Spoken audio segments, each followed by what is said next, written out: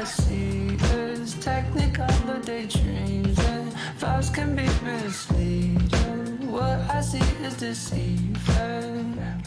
I just want something better, a chance of sunny weather, lost never to be found, lost never to be found.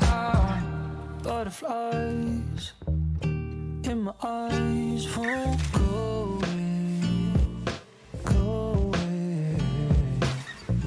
Leave me lost, the roads are closed with camouflage, camouflage. I was zoned out in my youth, I'm dreaming over you. These colors start to blend into all I see is technicolor daydreams, and vibes can be misleading. What I see is deceiving. I just want something better, a chance of sunny weather, lost never to be found, lost never to be found. And can't describe, lost my appetite for yesterday, yesterday. I'm halfway gone, halfway alone. I know you won't hold it against me, against me. I was zoned out in my youth, I'm dreaming over you. These colors start to blend into all I see is technicolor daydreams, and vibes can be misleading. What I see is deceiving. I just want something better, a chance of sunny weather, lost never to be found, lost never to be found. Good morning, everyone. It is Sunday, and I'm streaming. What? Insane! Sunday morning, I guess, because sometimes I stream on Sunday afternoons. I don't know. You guys get what I'm saying. It's fine. So, we're here to play some Risk of Rain and gossip about, I don't know, whatever I fucking feel like talking about. Yeah. Today I have some shopping to do in the afternoon, so I figured I'd stream in the morning so I could get it out of the way and not stream, because I have a habit of just putting it off when I don't feel good, and I normally start to get really, really tired in the afternoons, so I figured the morning stream would be good for us today. So let's get to it then. Okay, got my stuff all set. I'm just gonna run through Risk of Rain like normal. Like, we're not doing anything fancy. We're not gonna do any artifacts or like any intense difficulty. I just like chill runs, you know? And of course we're always gonna go with the Huntress because it's the easiest character in my opinion, and the most relaxing. I mean, if I'm playing, I'm normally playing Huntress or Acrid if I'm playing with other people who are playing Huntress. So, it just works that way. Well, okay, let's get started. I also don't know how good I'll be. I'm playing with a new wrist/thumb brace on. I don't know. I guess I've got this issue where I'm like pulling the tendon in my thumb and like messing it up. And when I use my mouse, and so it's causing me a lot of pain when I'm on my computer, which is almost every second of the day. So my doctor suggested I wear a brace, but you know, it makes it hard to move my hand. So I may just die, but it's the brace's fault. Definitely, I would never die if I didn't have a brace on.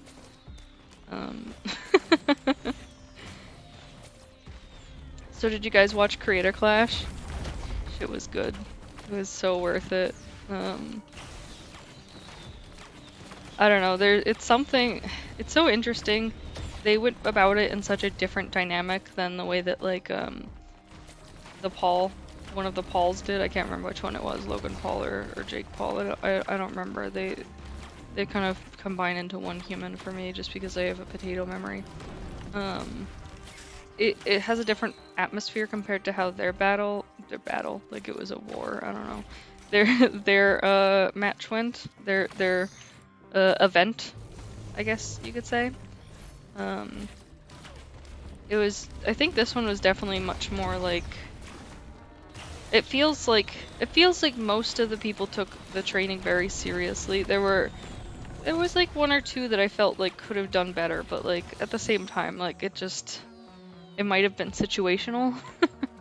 So it's hard to like shit on them for not doing good enough.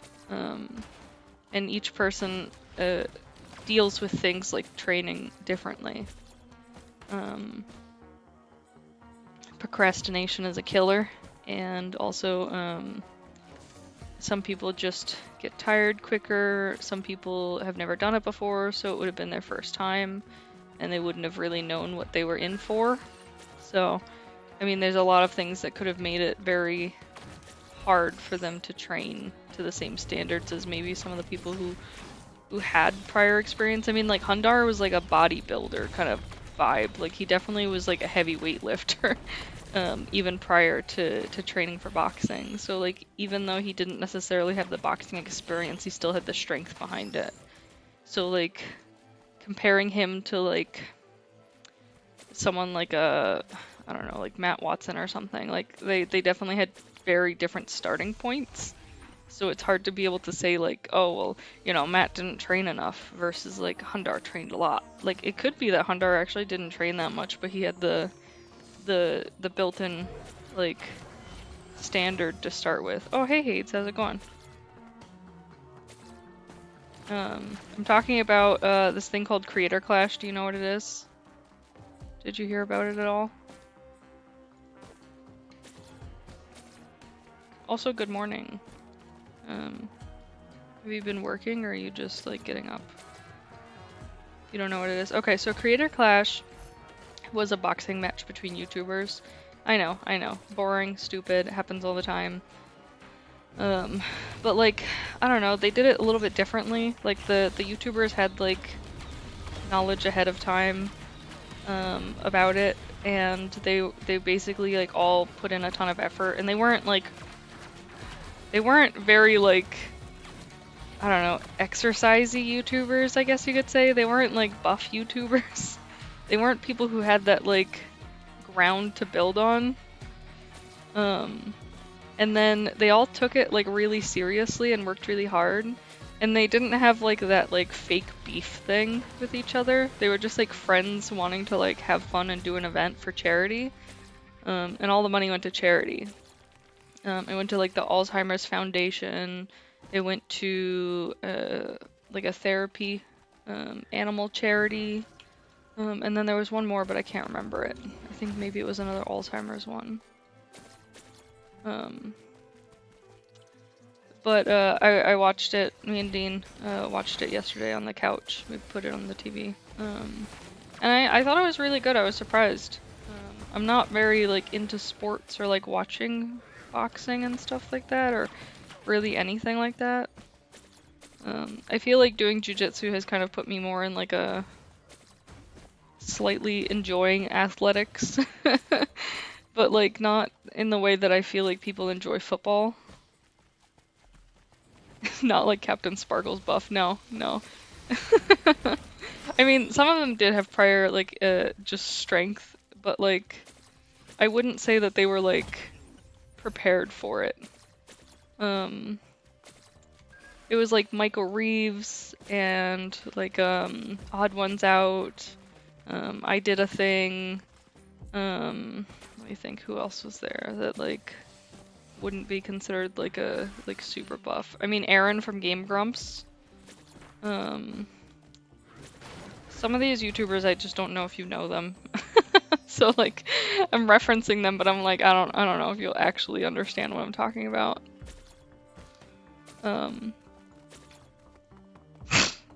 But it seemed really fun. They all seemed to have a good time. Yeah, that's what I figured. You're kind of low on the YouTube tier list. I feel like you don't watch a ton of them. You got bad taste, bro.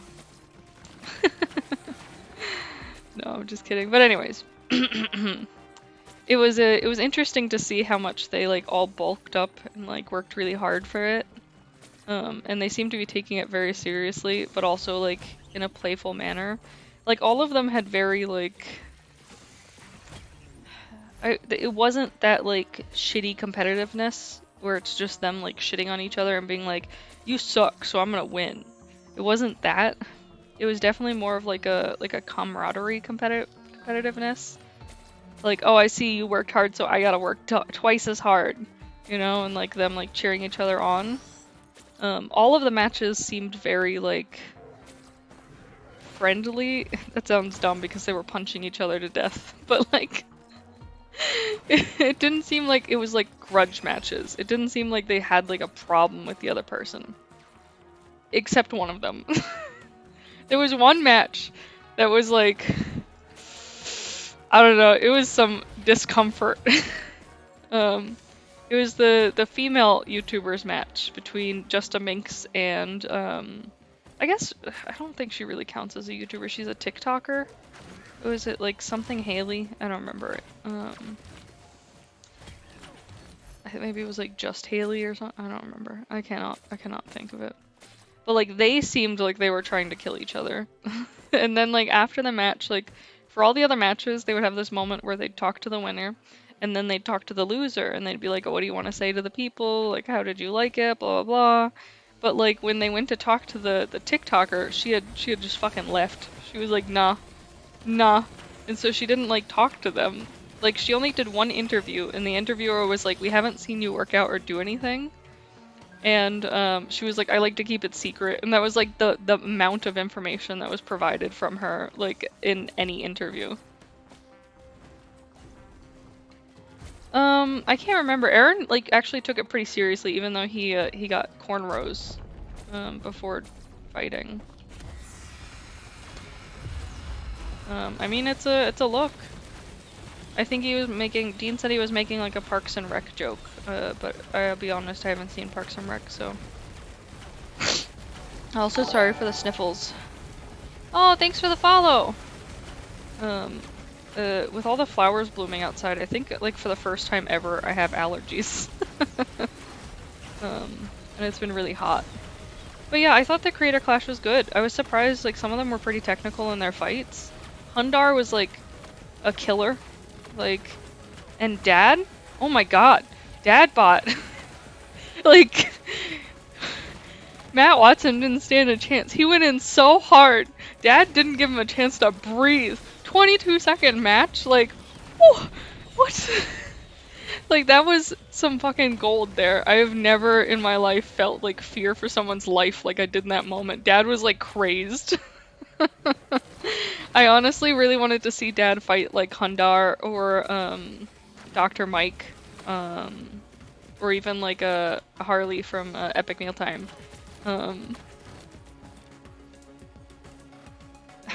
No, you think I mean Dad bod? You need to see a picture of Dad bot's bod, and then you tell me it's a dad bod. Bro is ripped. And he got the anime tats to boot. I mean, who doesn't love that? Oh, somebody said to stretch. Oh shit, yeah, I should stop goblining. Spine straighten powers. Yeah, that's more dad bod style. I want to like find a picture and like show you guys, cause like he got buff. Even Michael Reeves got buff. Like Michael Reeves like became a little muscular tiny person. Like we're the same height almost, me and Michael Reeves, and like man, I can't imagine being as buff as that little man. He went up against like a Steven, I think. Some YouTuber that I actually don't really know. I know I know a lot about YouTube and I watch a lot of YouTube, but like I just have never really been interested in his type of content. He does investment content, which is I just don't give a shit. Let me be poor forever. But he was pretty buff too. And like, you know, I feel like they were a good match for each other. More so than some of the other matches. I almost felt like Aaron had an unfair disadvantage against Harley from Epic Mealtime because of his height and weight. Well, I mean, obviously, everyone knows it was an unfair advantage, but like Aaron like embraced it. I feel like he knew he was gonna probably feel it in the morning, but like, I mean, they all did a really great job. I feel like I feel dumb because I've been watching YouTube for so long, and I've seen all of them for so long that like I just am very proud of all of them. And like it's like proud mom moment, but like with strangers that I don't know except for internet content. Which is pretty dumb, but you know, it's you know, you get them vibes. Like I just feel like they all, a lot of them worked very hard. I honestly I can't say if Matt Watson worked hard or not because Dad went in so hard so quick that he had no chance to show anything.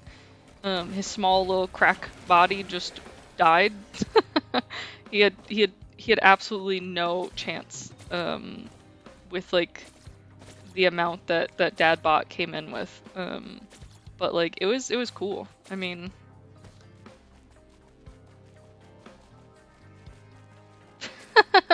5'8" isn't short. What do you mean? Dean's still taller than you, right? I think he's like, I don't, every time I ask Dean his height, I forget. Oh yes, hydration, important. Once I kill dangerous things. I don't know, we're in a short king era right now. Also, Harley from Epic Mealtime calling out Dr. Disrespect, I thought that was great. And I didn't know, I've known who Dr. Disrespect is, but I had never really like looked at him standing. Like I think that's a hard thing with a lot of YouTubers is you see them sitting. Most of the time, like I know that I Did a Thing is very tall because like a lot of his videos show him standing. But like I didn't know that Odd Ones Out is very tall because I normally see him sitting, like when he does do things where he shows his face. I feel like I only see him like sitting next to someone. And so like it kind of yeah, Dean has no idea how tall he is. It kind of like tricks your brain into thinking they're not super tall, and then they stand up and you're like, what the fuck? And so I couldn't remember, like they were talking about Dr. Disrespect being like a giant, and I was like, I don't remember like him being a giant, but I don't remember him ever standing. And so I looked up a picture, and it's fucking, there's this picture of him in a suit next to what I'm assuming is his wife. Fucking man is an absolute unit. He is like a tank of a man. I don't even understand how you can have that height and that build and not be dead. Like, I don't know. Doc is 6'8". Holy shit. He's insane. Like, I saw him next to the woman he was in the picture with, and I was like, she must be short. But like, in actuality, she's probably like a normal height, and he's just a fucking giant. But I would love to see him and Harley fight. Like, they're both giants. So like... it would be very cool to see them just towering over everyone and punching each other.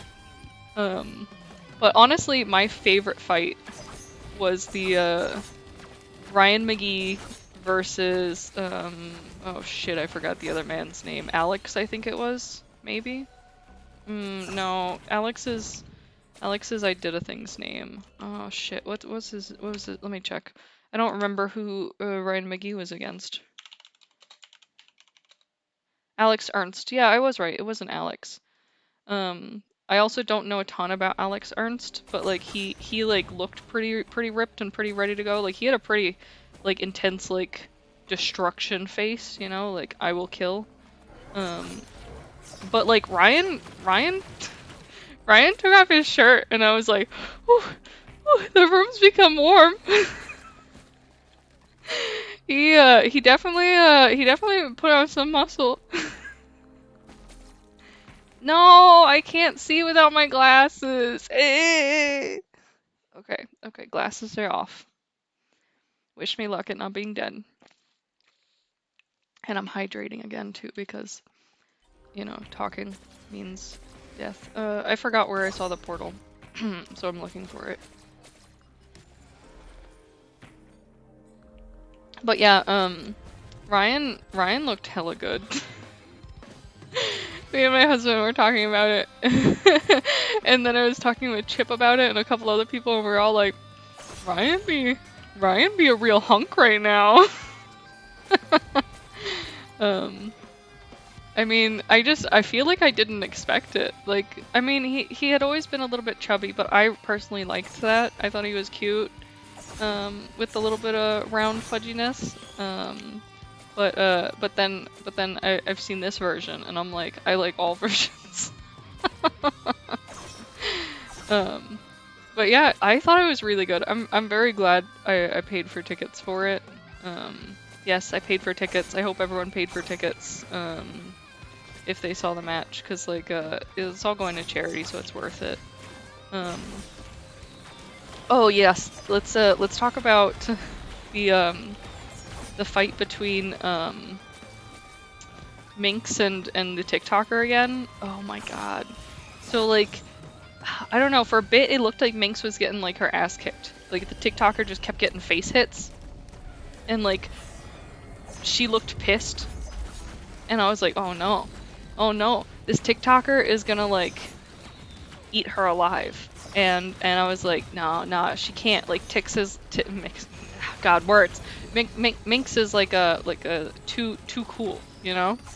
And she's slightly taller than the TikToker, so she has the advantage there, because it's a lot harder to like punch somebody sort of up towards their face than to punch down towards somebody's face.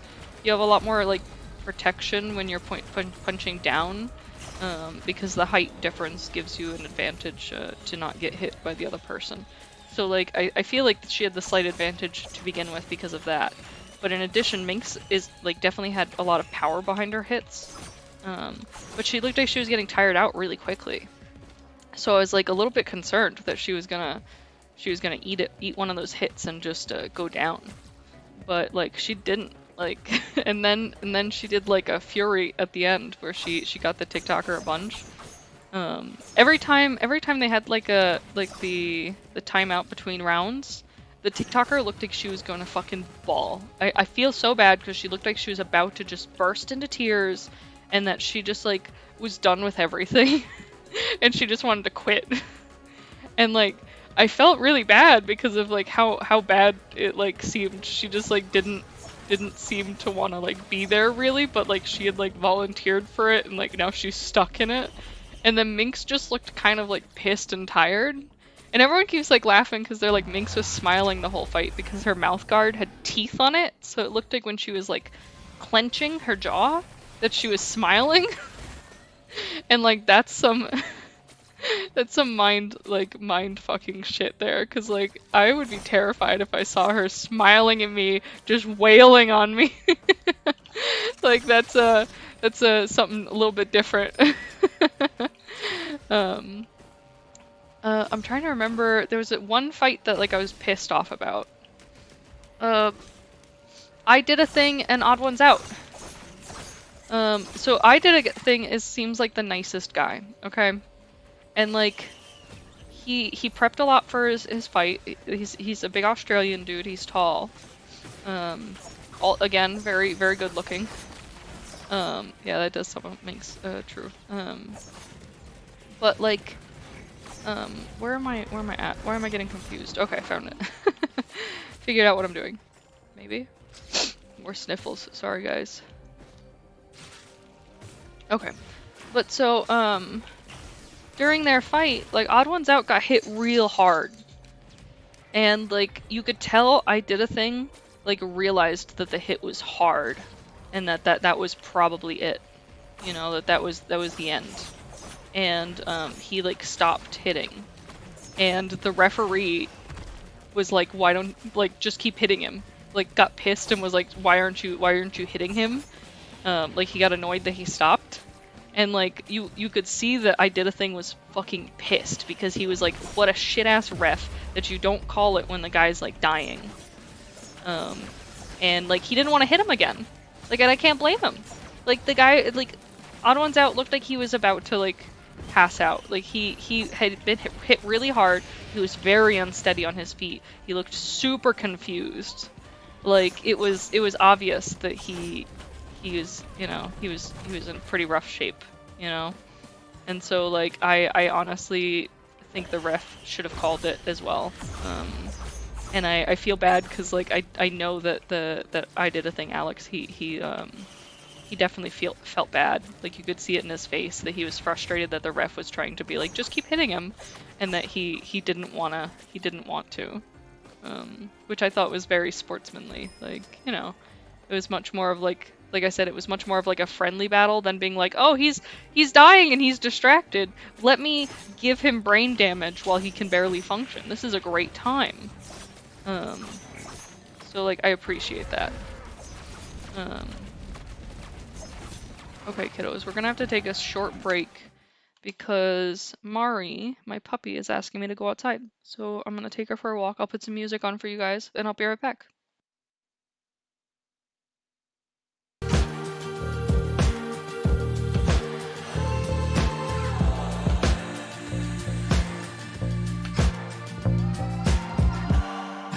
Nothing feels new. Spaced out in my youth. Stare up at the moon. Dark side of my youth. Feels like I'm so high, endless sky. All I see is technique of the daydreams, and vibes can be misleading. What I see is deceiving. I just want something better, a chance of sunny weather. I'm lost, never to be found. Lost, never to be found.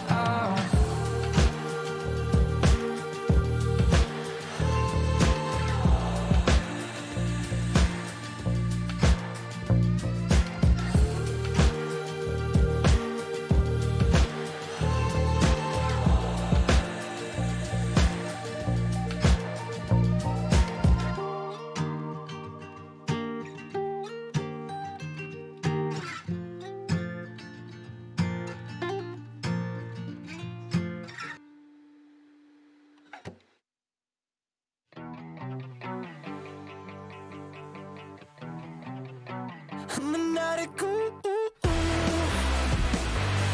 for you. An addict, just for you. Just for you.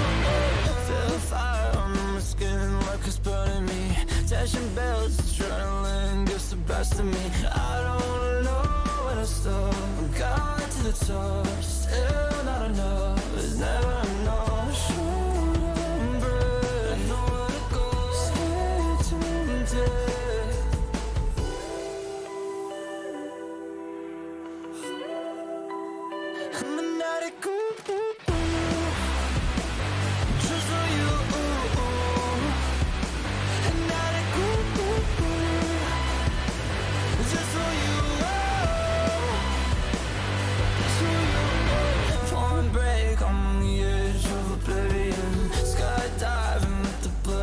Into my head while I fall to the clouds. No one around, straight to the ground. There's never enough. Short on breath, I know where to go. Scared today.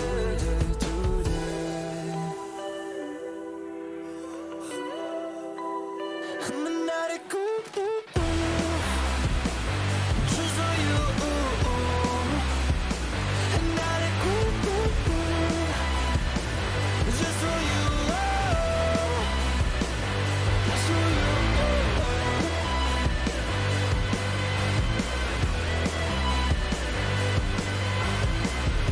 Just when you thought it was over, starts all over again. Just when you thought it was over, starts all over again.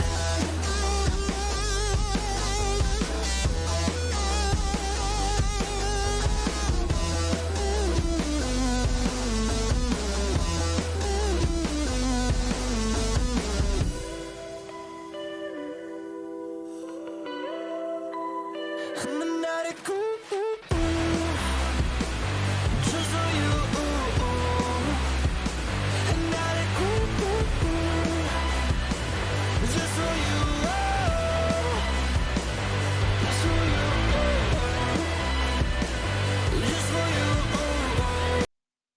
I've returned!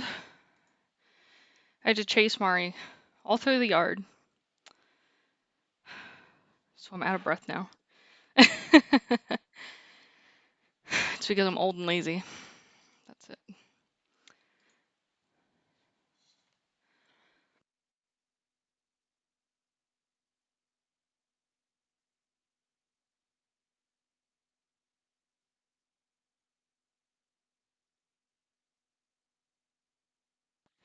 Okay, we're ready to go. Let's switch screens. Did I switch screens already? I did. Okay. But yeah, back to talking about the fight. But yeah, Odd Ones Out got knocked pretty hard. And I think it was just, I honestly think it was just nerves that got him. Like, he did seem to like prep for the fight. I am very old, thanks. But like, I don't know. He seemed so just out of it when they did his interview. Like it was obviously he was very overstressed and sort of like not able to like keep it together. He almost seemed like he was in shock that it was real and he was there. So I think that shock kind of had a negative impact on his battle prowess.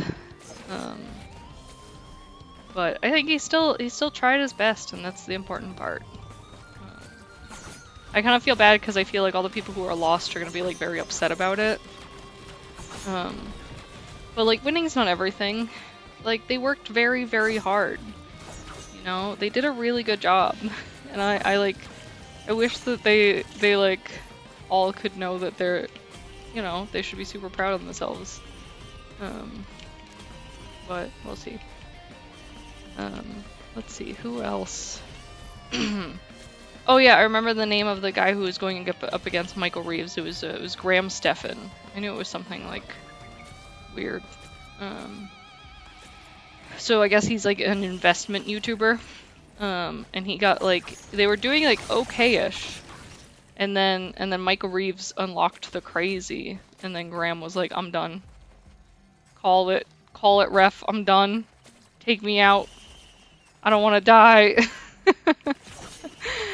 And like, at that moment I was like, I don't know if he was in this for the advertising or if like he really wanted to fight, but it definitely feels like he wasn't prepared for the Reeves. Yeah, I don't know. Oh, and then there was the other like very almost one-sided fight that felt pretty intense. It was DJ Welch and oh shit, what's his name? Google, help me, what's his name? Internet comment etiquette with Eric. So it was Eric. And like, I could tell they both trained, but like, it was just obvious that DJ Welch is like, his body was ready for this, and Eric's body was not. But they both did a great job. Honestly, they tried very hard. It's interesting because like, I don't know, I feel like up till now I've seen like fighting stuff and I've never really been super interested in it. Like, yeah, I started doing jujitsu, but like, I'm not interested in like beating people up to win.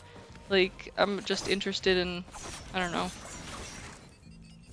doing some activity outside. By outside I mean like not in my house. But like, I don't know, when I watched this Creator Clash, I kind of was like, man, I want to fight someone, yeah! Yeah! So I thought that was hilarious. Oh boy, Magma Worm!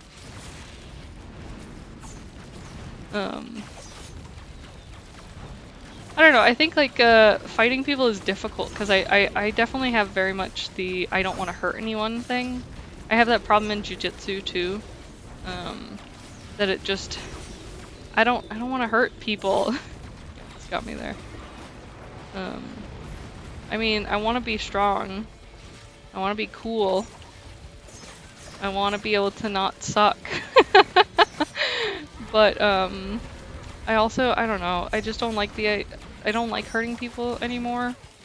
Like when I was younger, I used to get in a lot of fights and used to get into a lot of physical fights, but like, I don't know. I think like when I used to get into fights, it was a lot more of like almost feeling like I had to show that I had some kind of confidence or dominance or like power of any kind. And like I don't need that as much anymore. Maybe? I don't know. It's like hard to think about, you know? It's like, why was I an asshole when I was a kid? I don't know. Why was I an asshole when I was a kid? But like, I also dealt with a lot when I was a kid, so I don't know. Trauma, you know?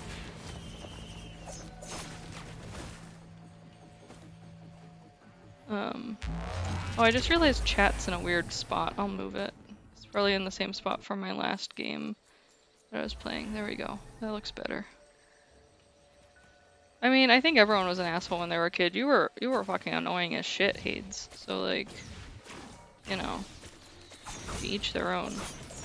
But like, I guess that's part of being a kid, is just being an annoying asshole.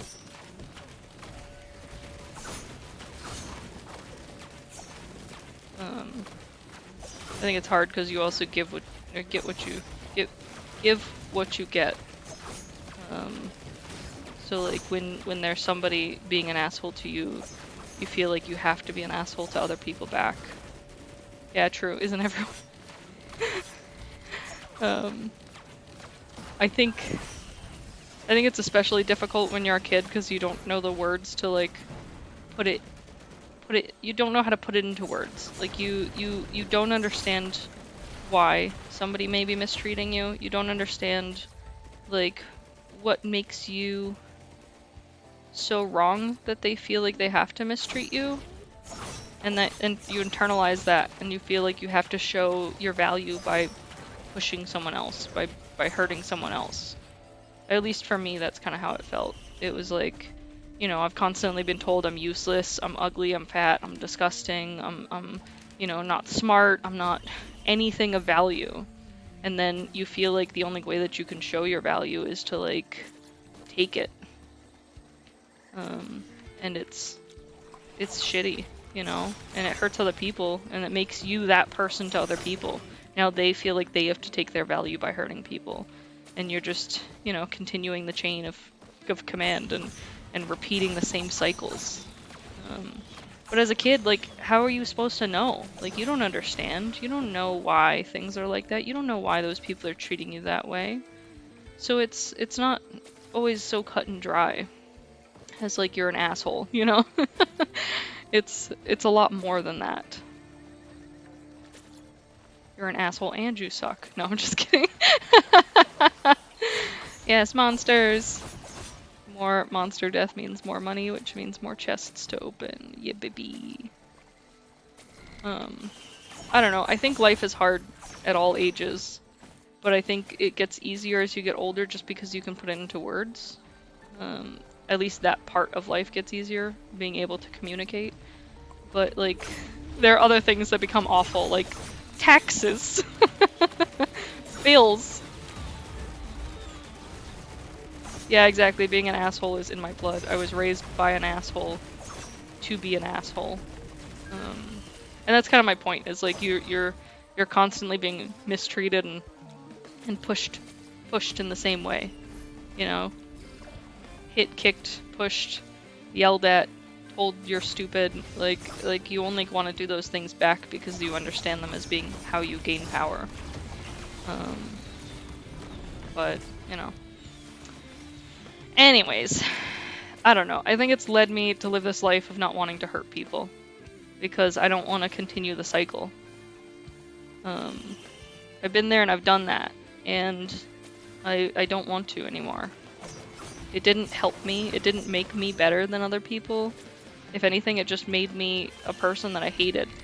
Like, I hated myself for it. I mean, I don't know. I can't imagine being like that again. But I also think that my view on violence has changed. Sorry, I, like bit my tongue halfway through. There's violence for violence sake, and then there's sportsman violence in a way. I guess it's hard to explain because like when I was growing up, I never liked sports, football, any of those things. I still don't like those things. But I understand much more than I did then that people did it for enjoyment and like this group activity more than like this like oops ha ha ha, good save, didn't fall off the edge. More than like just being about you showing your strength. It was more about like you working with others and like I don't know, it's hard to explain. Cause like when I do jujitsu now, it's like it's very relaxing and it doesn't feel like I'm trying to hurt the other person. It feels like we're both playing a game. Like we're both having fun with it. And yeah, there may be a winner or a loser and you may get flipped and like like mess up the move.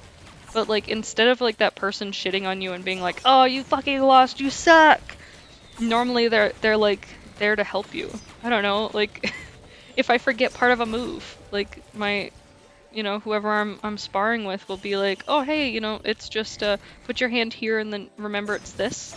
And then like helps you jog your memory. And like that's so different than like fighting to kill, fighting for strength. I don't know how to explain it. It's more like fighting for skill. It's so I don't it's really hard to explain because like I've never, like I said, I've never been like a sportsy person or like a person who enjoys like activities, physical activities. Because like I don't know, it's always been difficult and I've always felt very judged for it. I'm not the most athletic person. I have a lot of medical problems that make it difficult for me to move. I have like hip problems and like knee problems and all kinds of joint issues. But like people don't care. I don't know. It's like we're all on the same even ground. Like it's not about how lame I am and how I'm falling apart. Like when I'm doing jujitsu, it's about like, did you get the move right? No, let's try it again. Let's keep at it, until we get it together. And it feels very different than how I've always portrayed or viewed sports as more of a like intensely competitive, hateful thing. So I think it's interesting. It's really opened my eyes to like the differences and how the people around you can affect the activities that you're doing. I don't know. I feel bad because like when I was younger, I feel like I did nothing but shit on people who did like sports and like group activities because I felt like it was a way for them to look down on others. Oh, we're in this special group and we all do sports things and we're all so strong and amazing and look at my muscles, and it felt like exclusionary in a way. That it was them locking me out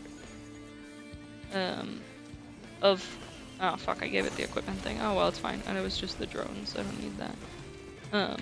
Them locking me out and me not being included. And like to some degree, I mean, I guess it's sort of that. But like on another hand, I feel like now I don't see like my jujitsu class, for example, like locking people out. Like everyone's welcome to give it a try and like everyone's very welcoming and kind and like helpful. Whereas like, I don't know, I remember like college football is like, we're better than everyone else. Same thing with high school. Like, we're better than you, you're less than us. It's all about value and importance based on that value. Like, and I don't know. I don't feel like that's as much of a thing anymore now that I'm older. And I'm like with different people, which is nice. But yeah, I kind of like now think it would be cool to do some more like actual competitive, oops, why did I do that? Competitive jujitsu. Because right now all I've been doing is like defensive jujitsu. I'm doing Gracie Jiu-Jitsu, which is like specifically for like helping you when you're out in the world, you know, if like somebody tries to like grab you or like hurt you. I guess it's more of like that that generic like women's protective like thing where they have to like do courses to make sure they can protect themselves. It lands more in that category than like the combatives of like competitive jiu-jitsu, which is fine. Like I know how to like choke lock someone now. I could break somebody's hand and elbow and stuff. That's cool, I guess. Will I ever do it? I don't know. I feel like I'm kind of a soft person. It sounds dumb because I'm like talking about hitting people. But I'm kind of a soft person, so like the thought of like hurting somebody purposefully is very hard for me. Especially like, I don't know, in any situation really. I don't know whether somebody's attacking me or not. Like I feel like I would have a difficult time with myself coming to the conclusion that I should hurt that person. Because I've worked so hard to like destroy that mindset of wanting to hurt people that like I can't imagine wanting to cause pain again. Which seems weird, but like if you've ever like thought about somebody who experiences anger issues, like it's you know, it's a thing that like you struggle with. It's almost like an addiction, and then you have a choice to like drink again. Should you? Like, do you want to? Like, is it the right decision? Like, you have to question it. Is it normal for people to have a cheers drink at during New Year's? Yeah. Is it normal for you to do it? I don't know. Do you want to do it? I don't know. And so it brings up those questions of like, how do you decide?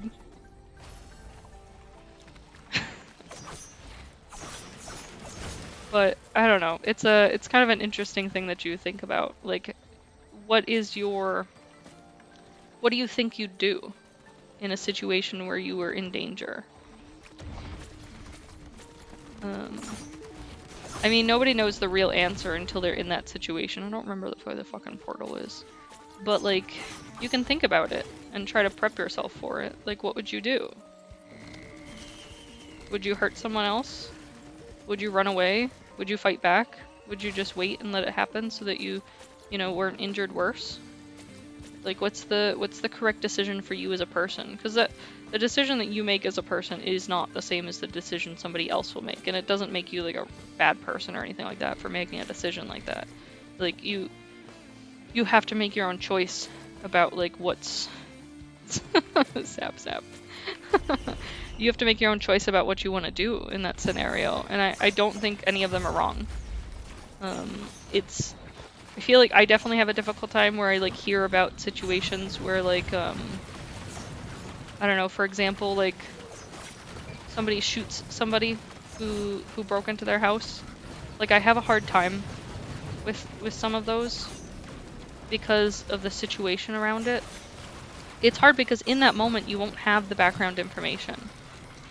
But like it's easy for my brain to go to like, well, is this just a kid who's like suffering and needs to like break into a house because they have no money for food? Like as much as that seems unlikely compared to the alternative of somebody breaking in because they want to like kill you or steal your things and hurt you. So it's hard for me to like the thought of like having to make that quick momentary decision without like having all the pieces to the puzzle and taking a life for it. And I don't think anyone's wrong for making that decision, but it feels bad. I personally don't like guns for that very reason, because I feel like it's hard to be able to make that decision in spur of the moment and like end someone's life. Like, I was talking yesterday about the thought of assisted suicide for people who have like extreme medical conditions that cause them a lot of pain and agony on a regular basis. That basically their life is made of suffering. And people will fight that that's inhumane to allow assisted suicide. But then they're completely okay with somebody shooting a teenager who broke into a house because they thought it was abandoned. And they just wanted to chill and smoke weed. You know, like, I don't I don't think there's an easy answer to like what's the right thing to do. But I find it interesting that some people have very quick, easy decision-making skills with certain situations and not others because of like one factor or another. You know, in this scenario, like, oh, it's risking my life, so their life should end. But if it's them making a choice about their life, then I'm saying no, they're not allowed to do assisted suicide because I think it's wrong, even though it's their life and they're making their life decisions. Like, why am I controlling their life? But also I'm saying that they're not allowed to intervene in my life. And I question those sorts of things a lot. Like, what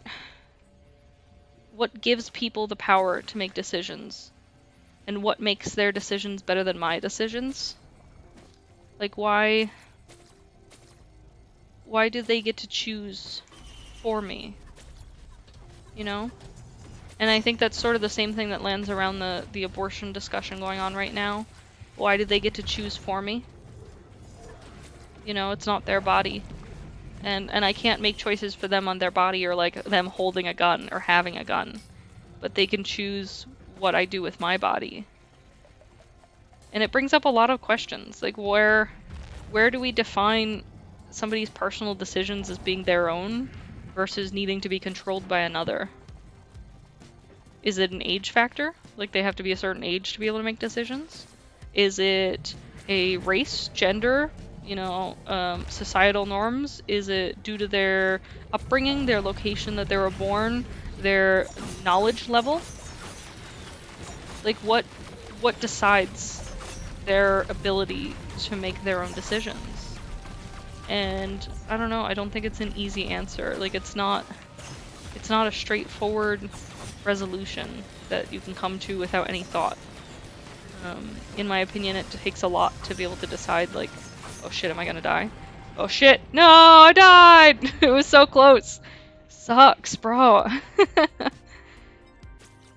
I thought I was gonna survive it, like, just barely, but no, wrecked.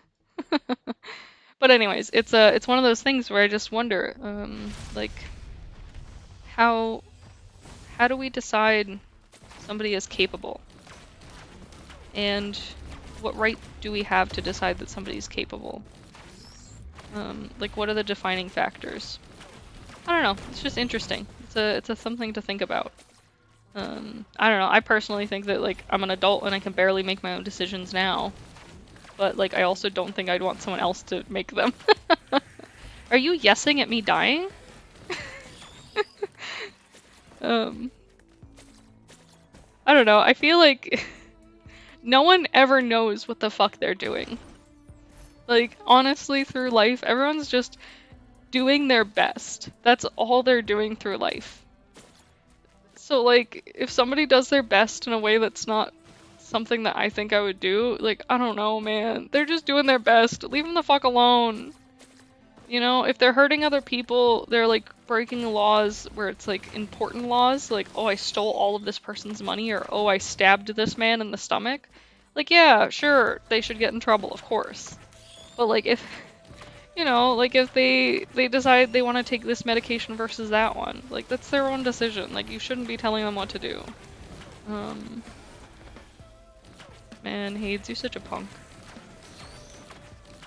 But I also kind of get mad for, like, other situations where people tell you what to do. I don't know, like, I'm having this issue with my insurance right now, okay? This is, like, really pissing me off. I have been taking this medication for over 10 years. I take 2 of the pills, one in the morning, one in the evening. And like I said, I've been taking this medication for over 10 years. I've had issues with the prescription before, but normally it's issues of just my doctor forgetting to put in a refill, and then, like, it being the weekend. And this particular prescription brings me a lot of anxiety. It is for my reflux medication, which sounds simple and, like, non-important. It sounds like, oh, well, there's tons of, like, over-the-counter reflux medication. But, like, I don't think people understand the severity of how bad reflux can be. A lot of people only, like, started hearing about the severity of it with, like, Corpse Husband and his struggles with his voice. Corpse Husband has GERD, which is a gastroesophageal reflux disease, which is the same thing I have, and probably why my voice is a little bit raspier than most, and I lose my voice pretty easily.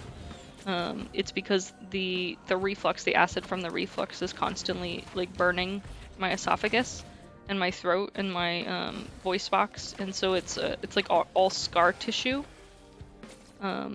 which isn't pleasant, and it's not fun to like have reflux. For me, it's like a feeling of you're choking on a baseball. Like you feel like there's a baseball in your throat, and so like you can't swallow properly. Your body won't let you drink or eat, and it's painful. You can't sleep because laying down makes it a lot worse. And it's like I said, it's excruciatingly painful. It's very painful for me. Normally I end up like getting very sick. I end up losing a ton of weight and not being able to eat or drink. I get really dehydrated. And so like I get really scared when I don't have my medicine, because I know that that medication is what's keeping me semi-normal. It's keeping me capable of functioning on a day-to-day basis, because without it, I am a mess. I am vomiting constantly. I can't, like I said, drink or eat. I can barely speak, and I'm in pain. I can't sleep. Like, nobody wants to live like that. That's very painful and uncomfortable. So the gist is that I sometimes have issues with this medication where it's just they forget to put in refills, or like they mess up the refills and it takes like extra days to get it. And even one day without this medication causes me like a lot of pain and suffering, to where I'll be like vomiting almost instantly, like after missing a dose. It's like a couple hours or so, like after missing a dose or two, that I'm like, I'm dead. I feel agony. I'm just in the worst place in my life. And like I think the problem is since acid reflux is such a sort of universal situation, a universal issue that a lot of people experience, it's kind of downplayed. It's kind of like I said when I was talking yesterday about the assisted suicide. The example that I was discussing was the person with allergies to dust and cigarette smoke and other particles. We may think of that allergy as like more like a seasonal allergy, like a sniffly nose sort of allergy, but like in actuality, that person may not be able to breathe almost all the time. You know, like we don't know the severity of their allergy. Like allergies are a spectrum on how they apply to you and the symptoms that you experience.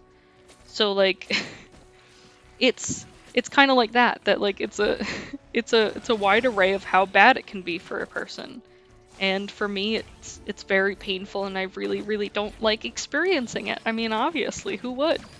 And so, like I said, whenever that medication gets messed up, I get really extremely anxious, to the point where it's like almost constant panic attacks, worried about like if I'm going to be able to get the medication, if I'm going to be off of it for like weeks on end, if I'm going to be suffering, if it's just going to be pain for the next month, if I'm going to be able to eat and live. Like, it's not great at all. And so my new insurance, and the thing is on top of it, in order to get this medication and start on this medication, I actually tried a whole bunch of other medications that didn't work first.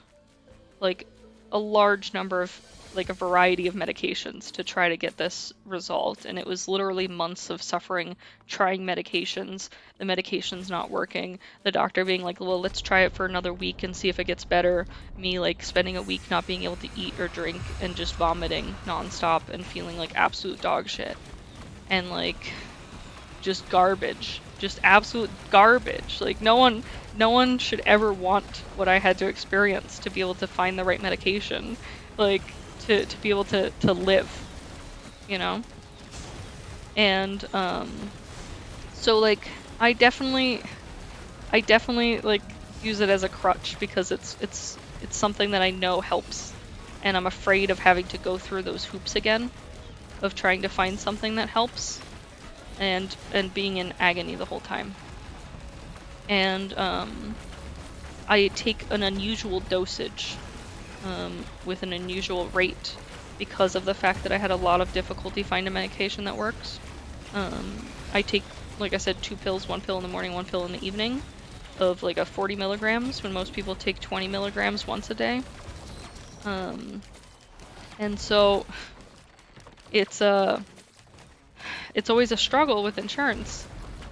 Like, most of the time, they'll give me a little bit of trouble, and then my doctor will contact them, and they'll be like, okay, no problem, and then it's fine, and they give me my medication, and, like, it's not too big of a deal, it's just, like, maybe a couple days delayed.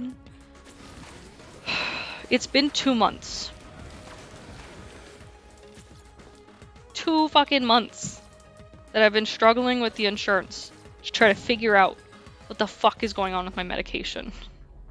Why they won't fill it. And so the thing is the insurance is like, well, our pharmacists believe that you should only be taking 1 pill once a day of 20 milligrams. And I'm like, you're an insurance company. I don't care what you guys think. Like, you're an insurance company. You cover my insurance. You don't tell me what medical care I need. That's what my doctor's for. My doctor's told you I need this. Why are you being a fucking dick about it? And, like, that's where I'm starting to have, like, difficulty. Like, I don't think the insurance company should be able to tell you you don't need a medication. Them saying it's not covered is one thing. Sure, okay, fine, I'll pay out of pocket for it. Like, it sucks, it costs a lot, but I'll pay out of pocket. Them saying that they won't allow me to fill it because they don't think that I should be taking that dosage, even though they've never seen me, they've never spoken to me, they don't know all of my medical history, they don't know what medications I've tried, they don't know the struggles I've been through, they don't know the hospital visits that I've been through, like, dying. Like, it's not their place to tell me what I can and can't take as my medication. That's my doctor's place to do. And my doctor's done it. And they're fighting me on it. And I've been so fucking pissed. Because I just cannot comprehend how it's okay for my insurance company to do this. Like, yes, they have their pharmacists. Yes, like, if I go to, like, a new pharmacy, the pharmacist will, like, warn me that that's not the normal dosaging and like, confirm that my doctor prescribed it. But, like, then they're like, okay, it's your stuff, it's your call from here. I know the risks. I know that there's chances of, like, bone degradation, I don't know, my bones falling apart, but, like, I don't know, it's like, I just make sure I take other supplements to prevent that, you know? Like, I take those things into consideration, and I work with my doctor on them, and my doctor knows about the concerns. My doctor's been helping me the whole time, and, like, it's not their fucking problem, it's mine. Are you gonna pay it or not? Like, that's where I stand on it. Are you paying my fucking bill, or are you not paying it? If you're not paying it, then fuck off and get your nose out of my shit. But the problem is because the pharmacy, because the insurance has been, like, such a little bitch about it, the pharmacy won't even let me fill the prescription. Why are you moving? Bro, where are you going? Look, he on the run! How far do you think he's gonna go? Oh, he stopped. Okay, sorry, little guy. This is the end of the line for you. But, like, I just don't understand, like, how they get away with being an asshole. So, like, my doctor is actually really great and has helped me find a way around this for now. Which essentially all I'm doing is, like, she's giving me a written prescription, I'm going to a different pharmacy, and then I'm just paying it as if I didn't have insurance. And that allows me to bypass the insurance issues. But if I tried to do it at the same pharmacy, it would mess stuff up. So, like, I have no choice but to do it at a different pharmacy. Which is a little bit of a pain, because then what I had to do is try to find the pharmacy that had it the cheapest. And it's not super close to my house, so it means I have to travel a little bit more to get it. But yeah, either way. My point is, there are certain people in the world who shouldn't be telling you how to control your body and what to do with your life. And, you know, what medical care you need and what you should be doing and how you need to live your life, and you know, I think that's a thing that, like, people need to learn over time, because it's not something that I feel like everyone understands. I mean, look at the amount of, like, religious zealots that, like, come to your house and are like, you have to praise God or you'll go to hell. Like, mind your own business. If I go to hell, I go to hell. Like, you focus on you going to hell. Like, leave me out of it. I don't know. It's a mind your own business. I can do what I want with my body sort of thing. I guess is what I'm getting at. But yeah, that's the gist of my long discussion that I lost track of what I brought up. But yeah, it's there. I feel bad because I do that a lot where I start a topic and I'm like get too into it and then I like go off on a side trail and then I get stuck and then I'm like, what were we talking about? Who are we? What year is it? Where am I at? Yeah, I don't know. But it's fine. It's fine. Ooh, incinerator drone. I would like to incinerate.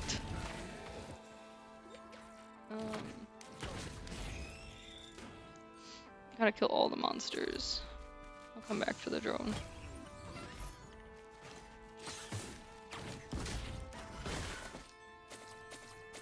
I'm trying to think of like other people who like tell me what to do when I'm like fuck off and mind your own business.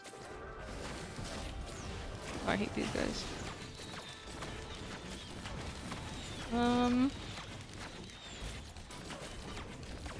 I don't know. I mean, you get a lot of suggestions of what you should do, and I think those are fine. Like, somebody trying to help out and being like, oh, maybe you should try this. They can get annoying for sure and be frustrating sometimes, especially with like medical related stuff where you're like, oh man, my foot hurts. And they're like, oh, maybe you should see this crystal doctor. They'll save your foot. And you're like, yeah, sure, okay. And they're like, no, you have to see this doctor and like go off on it. That can be a little difficult, but like, I don't know, for the most part, I feel like suggestions are a little bit simpler. No, can't. Ugh. Sorry, hiccups. But like it's where somebody's like, you have to do this, or this is the way. That's where I'm like, don't you fucking tell me what to do. I'm gonna do the opposite just to troll you, just to spite you. I'm sure everyone's done that once or twice because their parents have told them to do something. You know, do the laundry. Okay, sure, I'll do the laundry, and then you hide it somewhere. Yeah, I definitely have never done that. But yeah, you guys get the gist. It's like you're in control of your life in the long run, you know? People may tell you what they think you should do. They may tell you how they think things should be. But in the end, you're always the deciding factor. You're the one who should make the final choice and the final decision. And your decision's the one that matters the most. You know, yeah, you can care about other people and listen to what they have to say, but that doesn't mean you have to do what they tell you. It doesn't mean you have to fall in line with how they did things. I think that's becoming a lot more apparent to people now, that like things change. Especially with like you know, comparing your parents to you now, you know? Oh, when my parents were young, they could buy a house at age 18. Like, sure, that's good and well for them. Like, what do they pay, 10 cents? Like, what the fuck? You know, your parents being like, oh, I was able to pay for college with one part-time job. Oh, that's nice. I can pay for a half a sandwich for one part-time job. Like, how is that even possible? And the answer is things change. Things that worked in the past won't necessarily work in the future. And it's okay to try new things and test different options and see what works for you in your situation. Don't focus on other people's situations. Do I want to do this? It's very expensive. I mean, I could do this. Do you guys want a gold golem? Should I get a gold golem? Monster spawn rates are kind of low. They're probably hiding somewhere.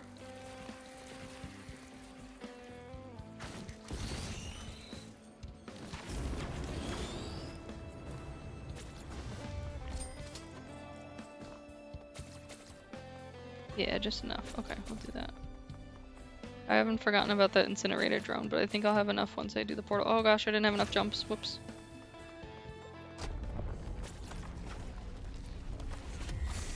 But yeah, I don't know. Live your life the way that you want to. Even if people disagree with your choices and your actions, as long as you're not hurting other people or doing things that are dangerous or harmful to other people, like, do your own thing. You want to get tattoos and piercings? Get fucking tattoos and piercings. Badass, bro. You wanna wear long skirts and hide your face, because you know that's what you believe. Do it. Do it up. I don't care. Like I'm for it as long as you're doing what you want to do, and you're not doing it because someone else told you to do it. Because you should be able to look at a situation and look at the facts and think and make a decision on your own. You're not a child. Or if you are a child, I don't know what to do. Why are you here? This is supposed to be adult content. It's because I curse too much. Where are you going? Sir? Sir? Goodbye, I guess.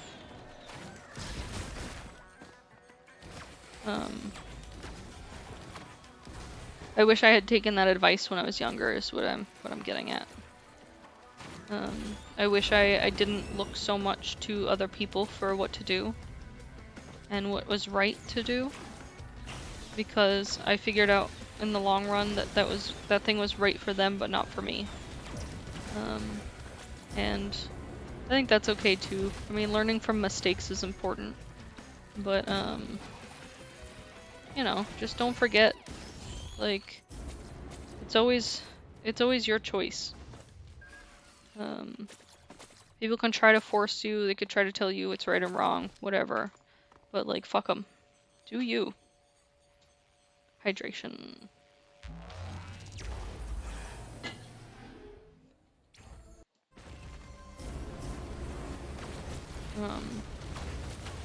I think that's also kind of why I started doing jujitsu actually too. Like originally when I thought about doing it was probably about 6 or 7 years ago. I was like, maybe that would be like an activity thing that I can do without like feeling too overwhelmed and feeling too tired. Cause like I don't mind going to the gym, but I don't like being around other people at the gym.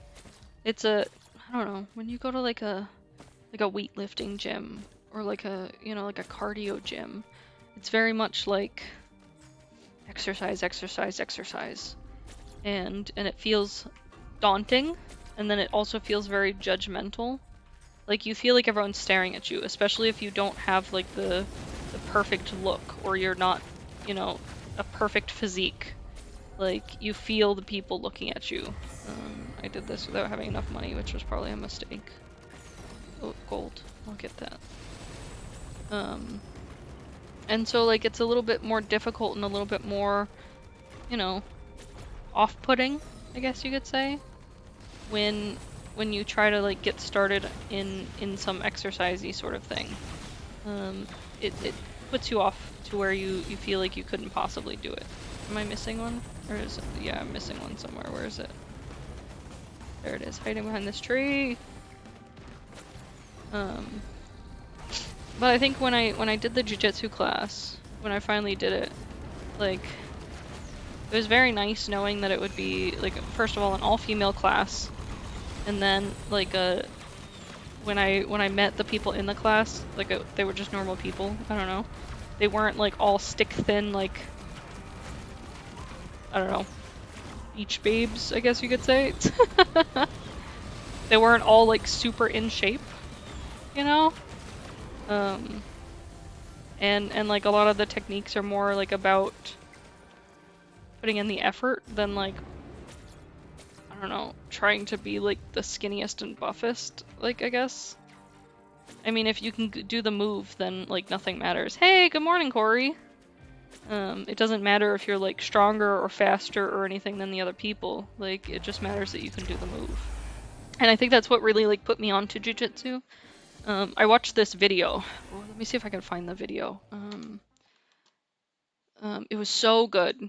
It was a YouTube video by a semi-popular YouTuber that doesn't release too many videos, but when he does, they're like very well thought out videos. He did a video on Garfield that's like actually very good. You should watch it if you guys have time. But he did this video on jujitsu, and he was talking about a jujitsu manga, I believe. and he mentioned in it he kind of discussed the fact that, like, how do I explain it? I guess the like original creators of Brazilian Jiu-Jitsu, like, or like the people who like started it, weren't the strongest. Here's that video if anyone wants to watch it. Super Eye Patch Wolf is really great, so if you have a chance, you should check out at least his Garfield video. It's very interesting and very good, and I think it's worth a watch. But I do think this one is good as well. It really made me feel like I could do jujitsu, even though I'm not perfect or I'm not really athletic. So it kind of talks about that, like, when jujitsu was like created, I guess it was like created while like living with this like by this guy while living with this family that had like a sickly son or something, like who was just very scrawny and not like the strongest, and that it was made so that you would exert the least amount of energy, and so it didn't matter how strong or fast you were, it just mattered that your opponent would get tired before you and that you were using their body weight against them. It was all about leverage. And like that really turned me onto it because it was like the idea that even as a not super strong, overweight, unhappy female, I could do it and not be disadvantaged by me just being me. Which sounds dumb, but like I hope that if anyone ever has experienced that, they understand what I mean.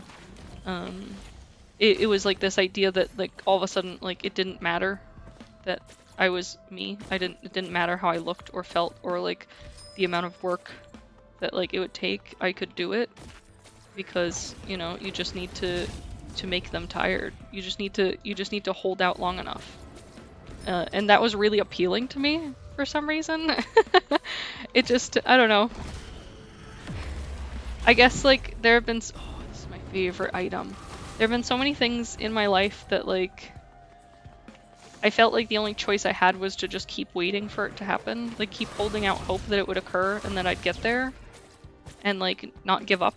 And so like that kind of aligns with how I feel about jiu-jitsu, that as long as you keep trying and don't give up, like, and hold on, you can get there. I think that's also why when I watched the Creator Clash last night, like, I was so moved by Ryan McGee. Like, you know, he was getting wrecked, but he was just holding on so hard. He was doing his all, you know, and just to get a little further. And it didn't matter, like, what anyone thought or, like, how it looked from the outside. It just mattered that he was putting his effort in and that he was going to do the best that he knew he could, whether or not he won, you know? And like, I don't know, it feels good to be able to like feel like you can do something. Like I said, I'm not like the most healthy person, and I have lots of joint pain and lots of like just unfortunate circumstances with medical problems. And so like the idea that even somebody who's like me, who's sickly and just shitty and weak and not good enough, can like do it, you know? It really like puts a different perspective on it. It gives you that little bit of like hope that like things could change, that like you could become somebody better than who you are, especially if you feel real bad about yourself or look down on yourself like I do. Like, I definitely think that like I'm a giant piece of shit and I'm trash. Like, and I know people will argue with me, but it doesn't matter. It's what I think about myself. People could tell me how great I am until they're blue in the face and can't breathe, and it will not change how I feel about myself. But in listening to the story about jiu-jitsu and kind of like they talked about that I guess there was some kind of like battle to find like the best fighting type, and it was just like a MMA like fight sort of thing where they got like the best fighters from every like type of martial arts and they like put them in the ring in pairs, and the jiu-jitsu guy who used to be like weak and sickly and not as strong or as big as the other guys, like won. And it was just because of leverage and not giving up, like the tenacity, you know? And like that it's like such a like anime vibe. It's such a like, yes. I want to be the hero of my story. But like I don't know, it just, I guess it piqued my interest that like there's the chance that I could be something more than what I am right now. Be something slightly better, even though I'm weak and sick and I feel like shit constantly, and you know, people look at me and they think, oh, she's just a slightly overweight, like unhappy female. Like now they can look at me and say, oh, she does jujitsu too. Like, wow, if she can do jujitsu, then anyone can.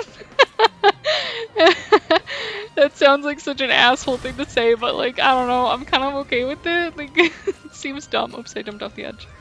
When you make mistakes, you just hope you don't fall. But yeah. I don't know, it's interesting. And then like, yesterday I did jujitsu and we did what's called, RD, reflex development. It's where they're like, okay, do these like 10 moves randomly. Your partner will just choose one to do. And you have to try to remember what move to do. And like, oh shit, man, my brain doesn't work that fast. I feel like there's always this moment where like your opponent has you pinned, they're like in your guard or whatever, and like I just freeze. I'm just like, how do I human? What do I do? But like, then I can think of something, you know, like even if it's like the smallest thing, and I'm like, maybe it's this one. Like that's more than I had 2 years ago, you know? It's more than like I could expect to have, like if I had never started jujitsu. I don't know. I guess the point that I'm making is when I started jujitsu, my husband actually didn't want me to do it. He was worried I would get hurt. And like I feel like when I was growing up, I actually kind of wanted to do wrestling, but there was also that like weird stigma around like females doing wrestling, and like I don't know, this is gonna sound like such an asshole thing to say, but like I didn't want to give people more reason to dislike me in high school. I didn't want to give people more reason to think that I wasn't cool or that I was a weirdo. Like I already had enough of that without extra stuff like piling on. And I didn't want my parents to think less of me. I don't know. I feel like if none of you know, I guess I'm bisexual, or really like I don't really care about gender, sex, or anything like that. I just like people for being people. And that's how I like find relationships, is not like, you know, like based on strictly appearances or like what sex they are. It's just how I like them as a person. And so like I guess like I kind of had this fear too around that like my parents would think that I was like not good enough, or that I was, I don't know. Like my mom, not so much. It was more my dad. Like he's made some remarks in the past that have been the best comments, and they're normally just in passing regarding other people, strangers. And so like it's easy to say, well, if this person thinks that of this stranger that they've never met before, what would they think of me? And that kind of hurts a lot. And I'm sure it was never meant that way. But so I was always afraid of not being, I guess, who I was expected to be. Not that like I was like, oh, I can't come out as like non like straight. It was more like I can't come out as unusual in any way. Like I can't give anyone more reason to think that I don't fit in with a normal person, like what my designation of a normal person was. And so like, I don't know, I kind of wish that when I was in high school I had just done wrestling and done what I wanted to. But like, at the same time, like the world was different then, and like my school didn't even have a female wrestling group, so like I wouldn't have been able to do it even if I wanted to, because they definitely wouldn't have let me do it with the guys, which is kind of sad. But like, I don't know. I think if you think something seems interesting, it doesn't matter what people think. Just give it a try. If you like it, you like it. If you dislike it, you dislike it. Oh, that's nice. See a girl in your middle school football team. That's how it should be. I don't know. I know there's also a huge debate about this right now, is genders in sports and gender-based teams in sports. I personally, of my opinion, this is my opinion. I personally don't think sports should be gendered. I think that they should be skill grouped, and more like weight class grouped, similar to like how like boxing does weight classes. You know, I just don't think that they should be grouped based on gender. I think that that's not necessarily the normal. I get really frustrated with this argument of like, but men have more testosterone than women, because that's not entirely true all the time. And like a lot of people are like, well, women don't have testosterone unless they get injections or they're trying to transition, and that's also not true. It's naturally some women can just have more testosterone than men. Like, it's just how their body functions. Like, and so like the idea that you'd take somebody and tell them that they can't compete because their testosterone level is too high when it's just how their body fucking works pisses me off. Because I actually have slightly high testosterone because of my one of my medical conditions. I think it's PCOS. I don't remember which one it is, but it causes you to have slightly high testosterone and compared to like a normal female, because you're not producing the same amount of like other hormones and stuff. I don't know. It's like a long science-y thing to describe it, but like, I don't think that matters to if I can play basketball. like it should be my skill that matters, you know? So like that kind of argument I don't necessarily completely agree with. The discussion. That's a man, baby. I don't know. I feel unusual about gender in the first place. I had this problem growing up too, that like, I don't know, I just feel like Jessie. Like, why does it have to be defined by a word? A gender-based word? Does it matter? Like, I remember my dad would get mad because I'd buy clothes in the boys section, but it was just because they were more comfortable.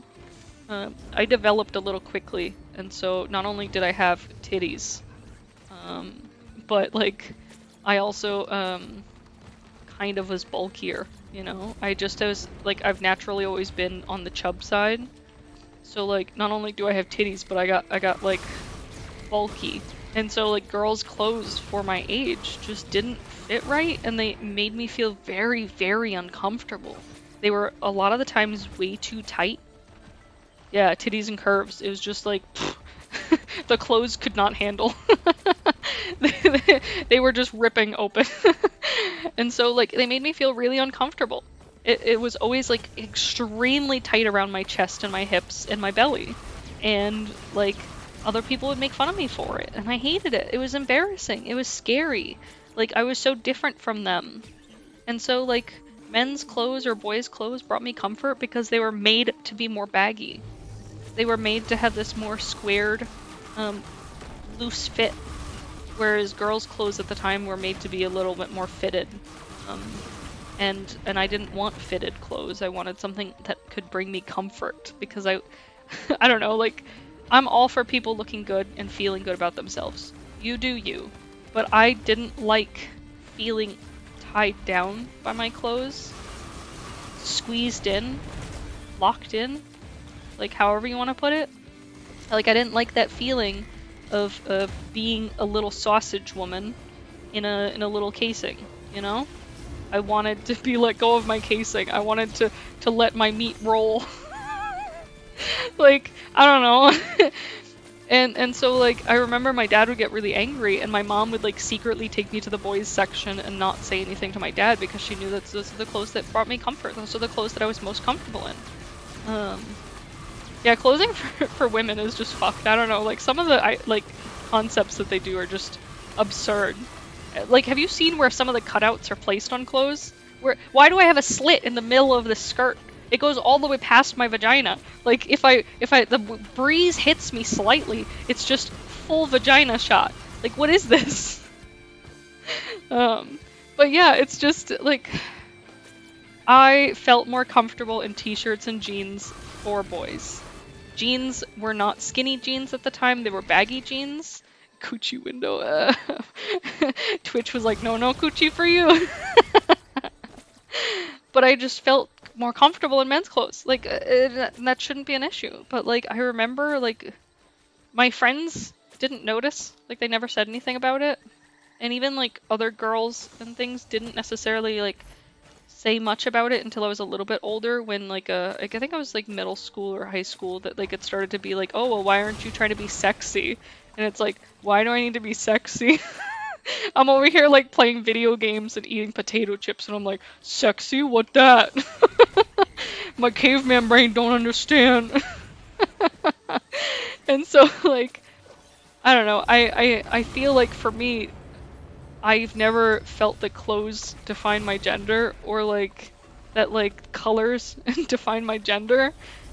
Like, I don't know, I've never really felt my gender defined because I don't care.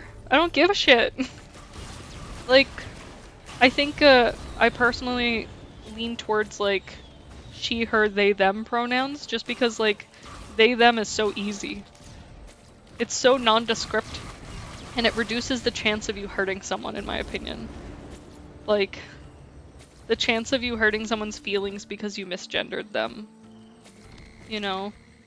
If you use they, them until they tell you differently, then you're good to go. Making assumptions based on somebody's appearance or their clothing or you know, how their hair's cut. Like, I don't know. That's some shit I don't want to deal with.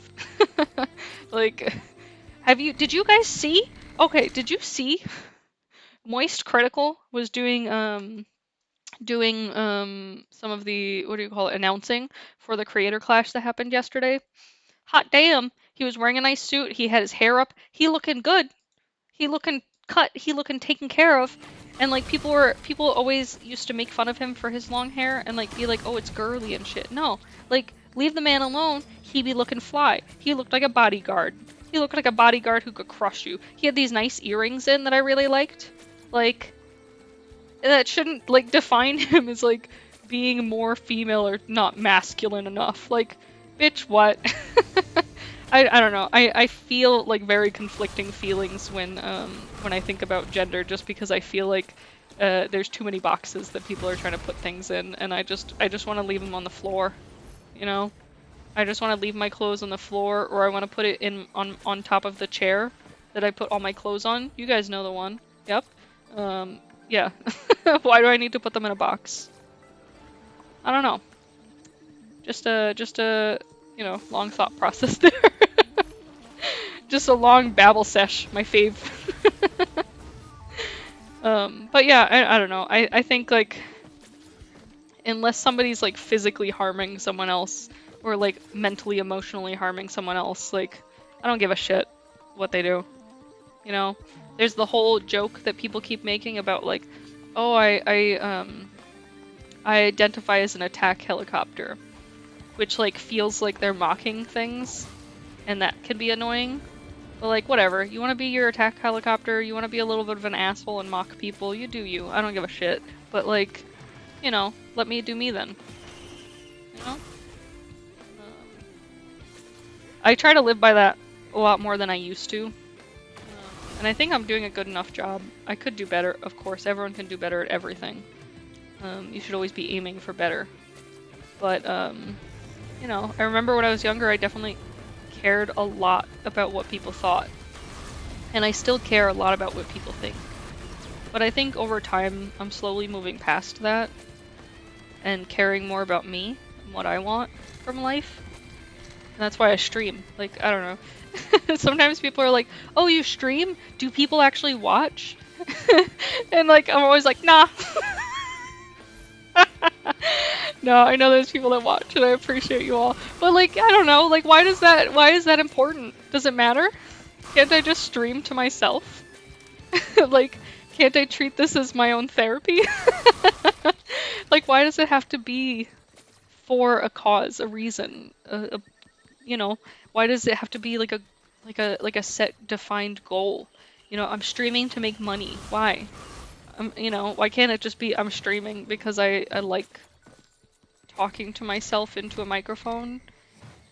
Because I'm lonely sometimes and I like to be able to just get my thoughts out. Yeah, see, started so your cousin could watch you beat games. Like, yeah, it's like the thought that like one day, you know, somebody may watch this video and it may like make them think a little bit more is really nice to me. Like the thought that like, oh, maybe they'll watch this video and they'll think about like gender norms and, you know, stuff like that. Maybe they'll think about doing jujitsu. Like, I don't know. That's fine with me. Like, sorry, my nose is still running. It's a problem. But like, I also don't expect it. Like, I don't expect people to take time out of their day to sit and watch me. If they want to, like, I'm more than happy to give them a show of me dying, like I did a little bit ago. But, like, I feel like when you do something, you shouldn't make it strictly about profit or gains. Unless those profit and gains are for your happiness. like I don't know. I feel like I've lived a long time looking at how I can be successful. What is success? What does it mean to feel fulfilled? And that's a really hard question to answer. Because I don't think I've ever felt fulfilled. Sorry, words are fucking hard. See? I cannot human. I don't know if it's because I've put so much focus into doing what I think people want me to do, or if it's because I don't understand the requirements. I don't know if it's because I'm different than people who feel fulfilled, you know? I don't know if it's, honestly, I think it's just because I don't like to work for other people. And I think that's like the major problem is like, I just want to do what I want to do. Fuck other people and what they want me to do. Like, I just want to fuck around. I want to play games. I want to make art. I want to talk to people. I want to just be me. And like, I don't want to give that up because somebody else doesn't think that's what I should do. You know? But in the past I did. I can't like number the amount of times that I was like, oh, well, I'm gonna do this because this is what I should do. This is what I was told is the right thing to do. This is the expectation. But like, I don't know. Expectations are just what you make them. And I'm gonna make them nothing! Fuck expectations! Lazy! Yay!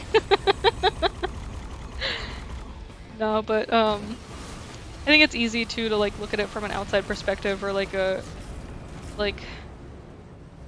looking at your life differently and thinking about what you could do differently. It's very easy to say, oh, well, you know, I'm gonna live without caring. But like actually doing it is the hard part. Yeah, antlers. Rejuve rack.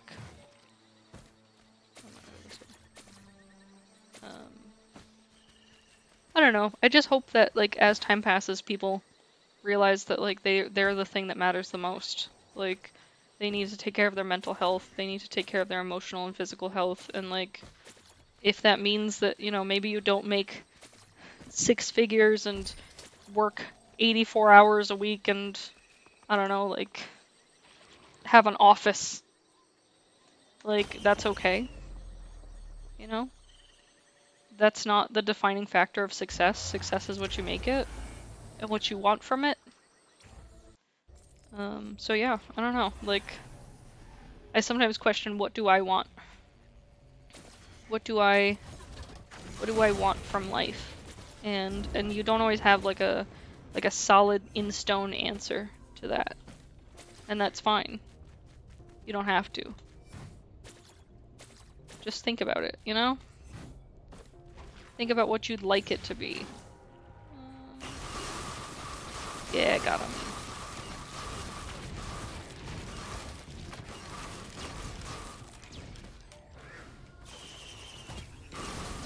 But yeah. Basically, do what you want. Fuck people. No, I'm just kidding. I mean, if you want to fuck people, fuck people. All for it. But don't hurt somebody else, you know? What else can we talk about?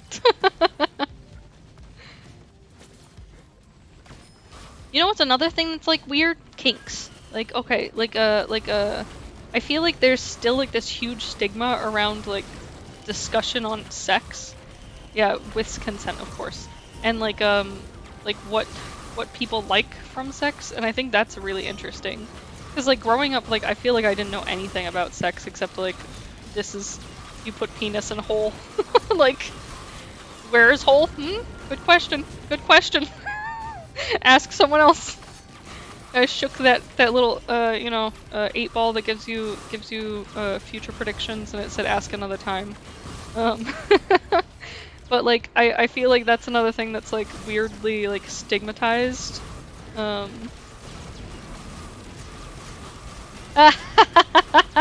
Corey was so funny. She probably laughed and was like, nah, touch more. That's what you're supposed to do.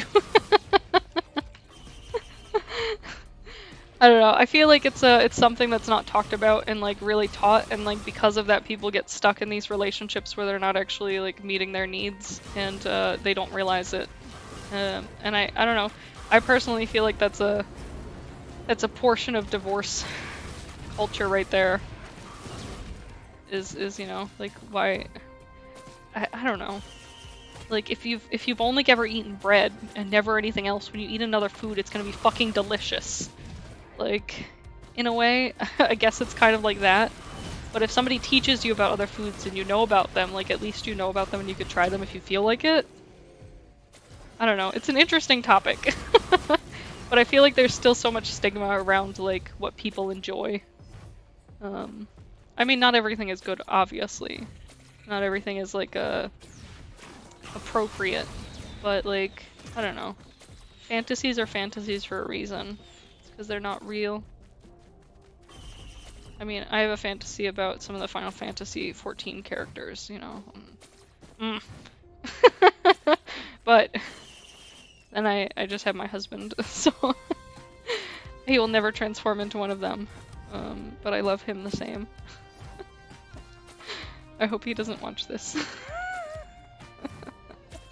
He'll probably be disappointed. Or he'll ask me which one, and then I'll be like, oh god, now I have to tell him. I have to tell him who my favorite Final Fantasy boy is. Oh no! Well, Dean, there's this hot babe. Her name is Justola. No, I'm just kidding.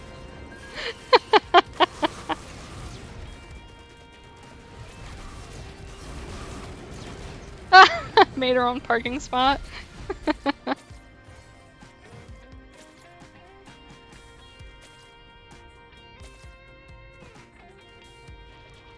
Oh, breaking the rules. Yeah, rules. That's funny.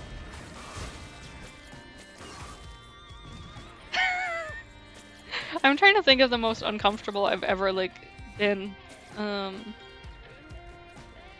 Yeah, I think that's like a really interesting thing too, is like some people think certain things are like a really, really fucking big deal, and other people are like, I don't give a fuck. It's fine, whatever. And like that's very hard for like people to comprehend that like something's a big deal for one person but not another. It's kind of like I have like semi OCD with certain things, and so like I have this specific thing where I have to follow routines, certain routines, and so every morning I follow this specific routine, and if my routine is messed up, it's like the end of the world for me. It's like the end of the line. Like, it's over. I'm dead. it's done. I'm never coming back from this, which is stupid because it's not important. And so like when me and Dean were like around when we were first dating, he just didn't understand like the severity of this like feeling for me, like how strongly I felt about it, and how like it was such a like a huge big deal if it didn't happen. And like he just couldn't comprehend it. It just seemed like not a big deal to him, and for me it was like it was such a big deal. and it's interesting like figuring out people's things, I guess you could say. They're like the things that make them anxious and stressed. Like I was talking earlier, the idea that like my medication won't be properly filled and I won't be able to take it and I'll be sick for weeks, like that brings me a lot of stress and anxiety. But like if Dean's medication doesn't get filled, he's just like, meh, okay, and just doesn't take it. Like, I don't know, we each have our own little like weird specific quirks that like, if I give you wings, what do you do? Just fly? Cool, there you go.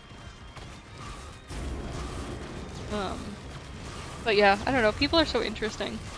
Yeah, it's definitely very hard to empathize with people sometimes. Well, I mean for most people. I don't know, I have like a extreme empathy. So like I empathize for people when they're not even experiencing discomfort. It's just like the thought that something could bring them discomfort, and like then it becomes overwhelming. But I don't know, that's just me. I kind of like I'm a bleeding heart, I guess you could say. I think that's the right terminology. I feel too much. I feel everything other people feel. I feel for them too hard. Yeah, something like that. I don't know. But I think having somebody not experience the same thing towards me is like fucking hard. Because it's like, I'm dying. You should feel bad for me. And they're like, you look fine. And I'm like, are you fucking kidding me? I look fine? I look fine. Not everything's visual. You can't see pain. You know, so like I think it's hard. Yeah, it's true. Me and Heather both have been through like a lot. I almost feel like it's an unfair amount of shit that I've suffered through. And by almost, I mean I 100% feel that I've had an unfair, shitty life. But I don't know. It's hard because even when I compare my life to others, I think the problem is that I feel so strongly towards them, like so I feel for them so strongly that I feel like my problems are minuscule compared to theirs, even if it's worse. Like, I could be bleeding out and, like, half of my leg is missing, and, like, I feel like I would crawl over to another person who, like, bumped their head in a car accident and be like, are you alright? Are you sure you're okay? Don't move. Like, we'll get a doctor for you. And they're like, you're literally squirting blood out of your kneecap. And I'm like, no, it's fine. Are you okay? You know, like, I feel like it's caused this extreme imbalance in how, like, I view other people, and their pain. It's almost like my pain's never enough, or that I deserve my pain. Oh, that sounds shitty, but it's exactly how it sounds. It's just as shitty as it sounds. I don't know. Oh no, you spilled ketchup? Oh no, you got me! Ah! Fuck, I was like, oh no, what do I use to clean ketchup out of shirts and stuff? Yeah, but no, you made me laugh. Yes, that my leg bleeding, just ketchup, I am fine. Too stupid.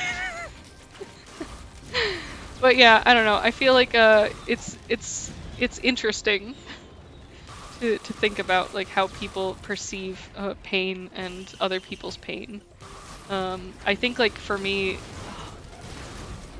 there's been a lot of talk right now with the Johnny Depp and Amber Heard trial about narcissism, and narcissists in general, and like how they treat people and act, and their inability to really conceive anyone being of importance more than them. And I think that's like super hard. Like, I've been semi-watching like YouTubers talk about it, but I haven't been like watching the trial. But like, I don't know. There's something about narcissists that like I feel like everyone has experienced like interacting with a narcissist. Yes, yes, hates. That's exactly the problem. The problem is I immediately think of 2 relatives I have that are narcissists, and that the world revolves around them, and that they need to be in control of everything, and it makes me really sad. I don't know, like, it's a really weird feeling because those people have brought me a lot of suffering and have brought me a lot of stress and unhappiness in my life.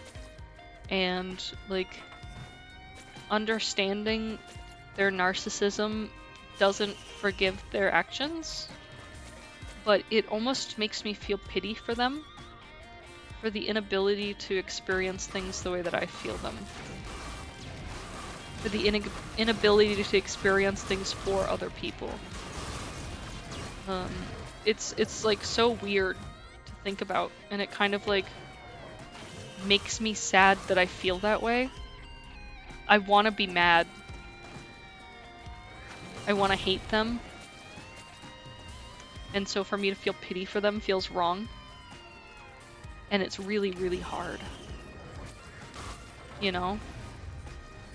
Because for them, they've done nothing wrong in their lives. Everything's been perfect. They're perfect. You're just less than. And it's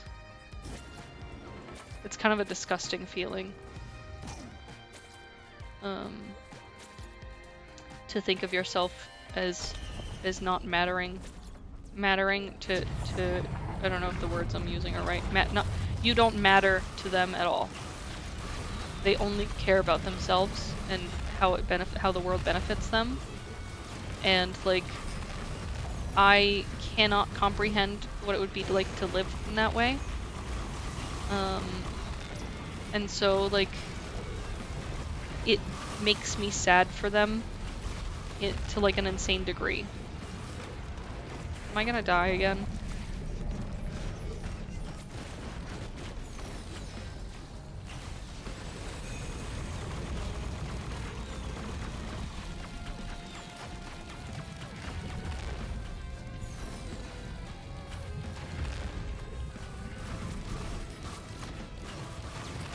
Die, don't die.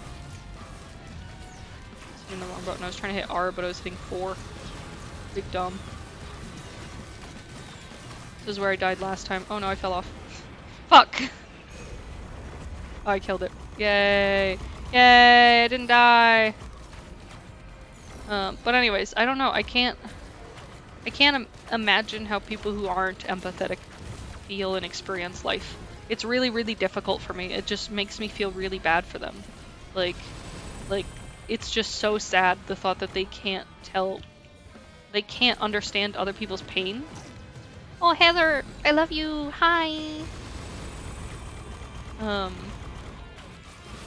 don't know. Like, I feel like I've lived for so long, like, with people's pain that, like, it feels impossible to not feel that, to not feel for other people. I don't know if that's making sense. I think that made sense. If it didn't, I'm sorry. I'm dumb.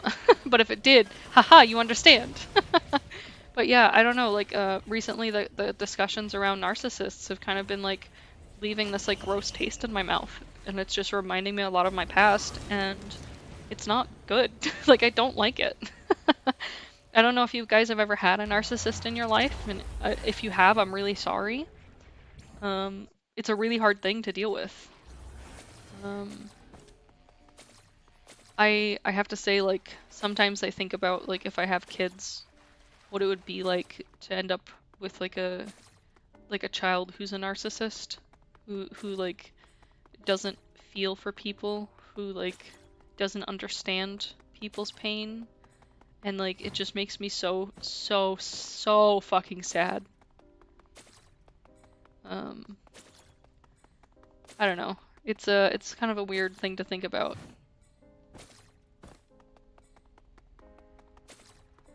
But at the same time, there's also that question of like, are people Are people, are they inherently predispositioned to be that way? Or is it a cause of their upbringing?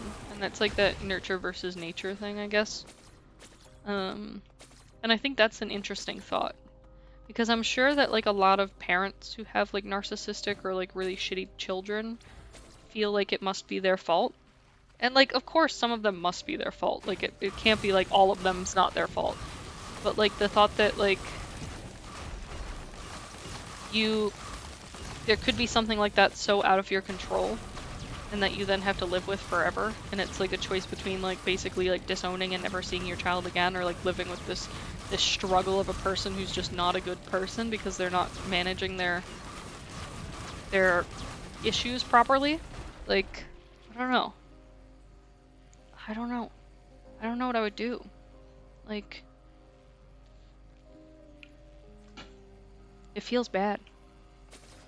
I feel like I don't ever want to interact with a narcissist ever again. Like, after being around them for so long. Like, it's one of those things that I feel like if I met another person who was, you know, had those narcissistic tendencies, I feel like I would probably just be like, I don't want to be friends with you or ever interact with you. Don't come near me. Like, as terrible as that sounds. Like, I'm very open and welcoming to most people, but like, I feel like that's one of those traits that just, because of like my history, like I don't think I could handle it. I don't think I could put up with it and deal with the like repercussions of having to exist around a person like that again. But like, does that make me a bad person?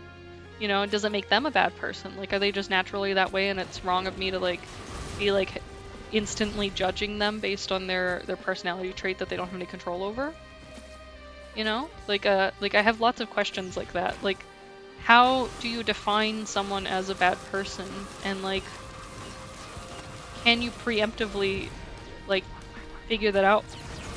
You know, like, I don't know if you guys have seen like a Moon Knight, I think is what it's called.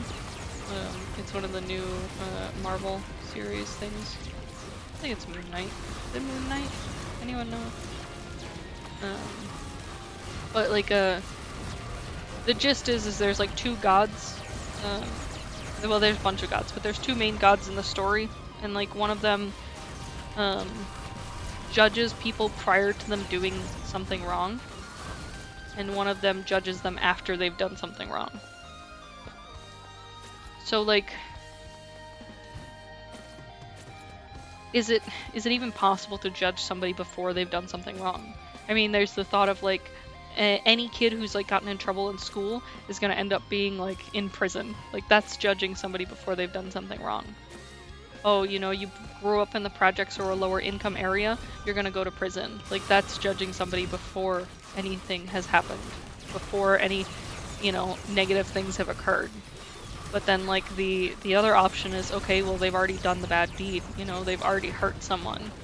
Like, if we had known sooner, could we have stopped it? Is that preemptive, like, early signs really worth, you know, the possibility that it could be incorrect?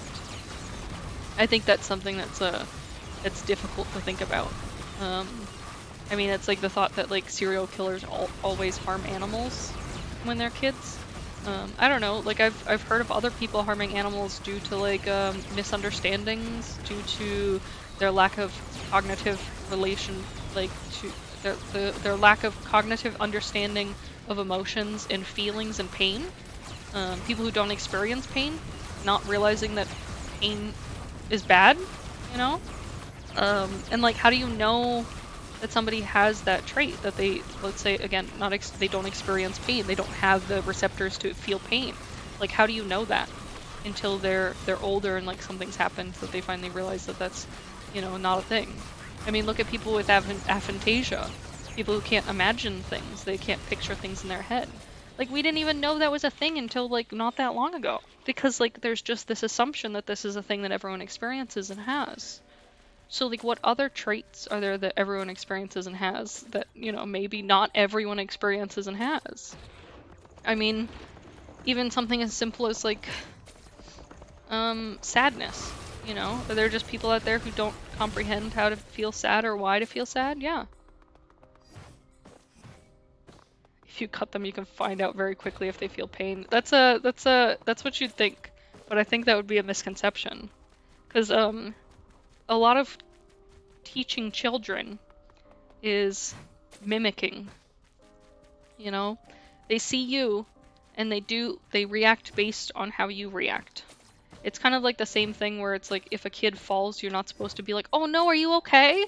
Because they're more likely to start crying. Sorry, one second.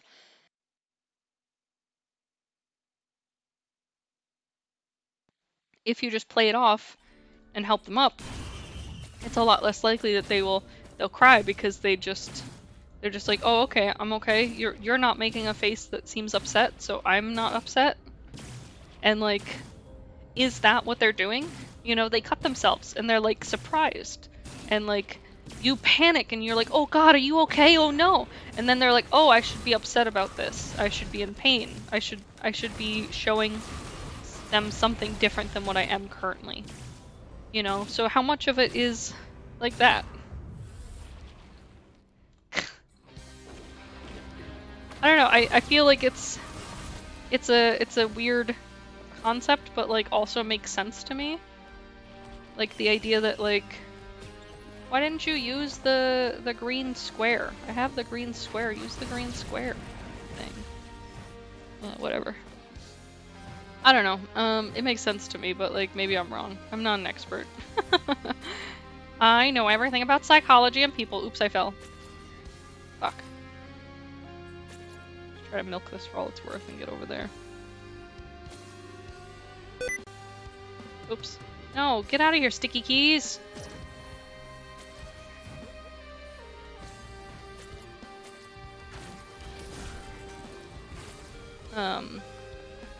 But anyways, yeah, I don't know. I don't know how I feel about emotions. They're fucking weird. How do you guys feel about emotions? Do you think you experience emotions the same way other people do? Or do you think you experience them in a unique manner? No, sticky keys can suck it.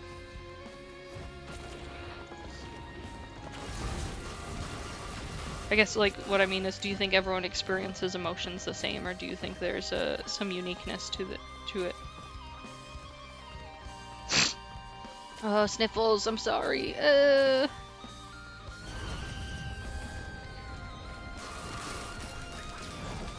feel like there has to be some variety to it, some differential of like how intense emotions are. I think that's like why certain people are more prone to like PTSD or other like mental health issues versus like you know, people who are prone to just being emotionless potatoes.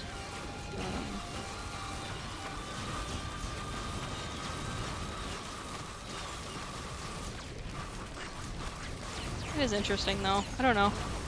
I think it's one of those things that we'll never like really know the answers to. At least not in our lifetime. But like we could always hope that we know the answers one day.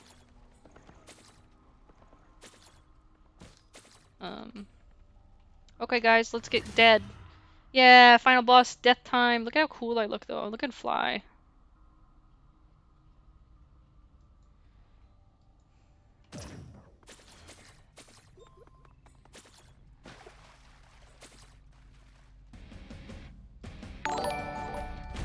Oh boy, thanks for the 13 months.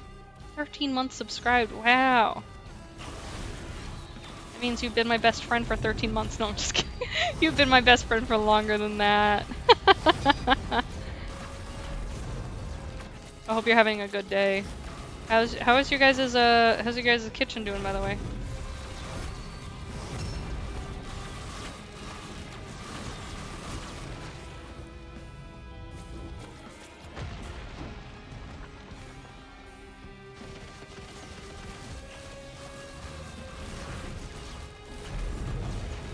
Try hard not to die, but like I can't make any promises.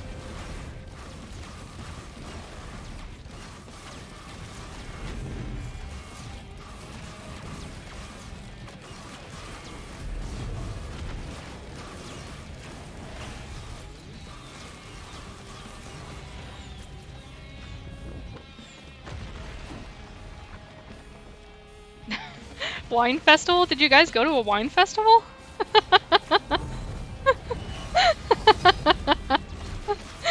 Nice, nice. I hope it's doing better though. I hope that it was all resolved.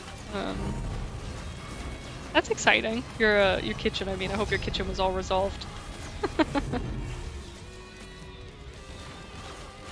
That leak. The water works.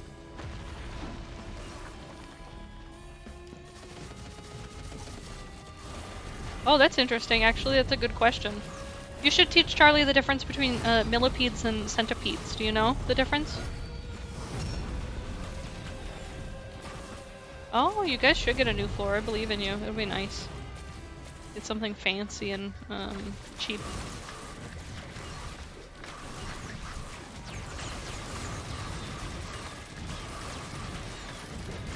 Okay, so millipedes and centipedes are similar in the fact that they have lots of legs and they're little noodle boys. But they're different in the fact that centipedes' legs go outwards, so like to the sides of their body, while millipedes' legs are underneath them, and they're more of like a little like a little tube versus like a flat little tube. They're a full tube versus a flat tube. Yeah, baby, I got words. I got words coming out my ears. Yeah, look at me say things. Yeah, yeah. Millipedes are actually really cool. So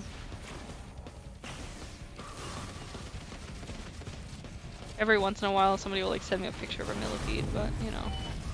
Yeah, one of them is a carnivore, but I can't remember which one. I think it's millipedes. Oh no, I burned. I don't know. I have a potato brain with some things, so like, God if I know. Ah shit, this is the attack that always kills me. Run, run, run.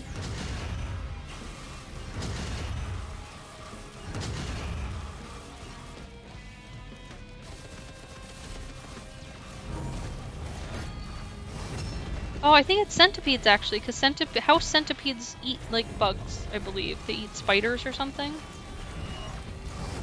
I think that's a thing that I remember hearing. I don't fucking know. My memory is just gone. It doesn't exist anymore. Oh. Oh, back to the creator clash. Corey and Heather, I don't know if you guys know what I'm talking about, but it was like a YouTuber's fight yesterday, a boxing thing. It was really cool, actually. There was this moment where Minx did like a backhanded fucking punch, and it was good. It was good. It was a quality hit.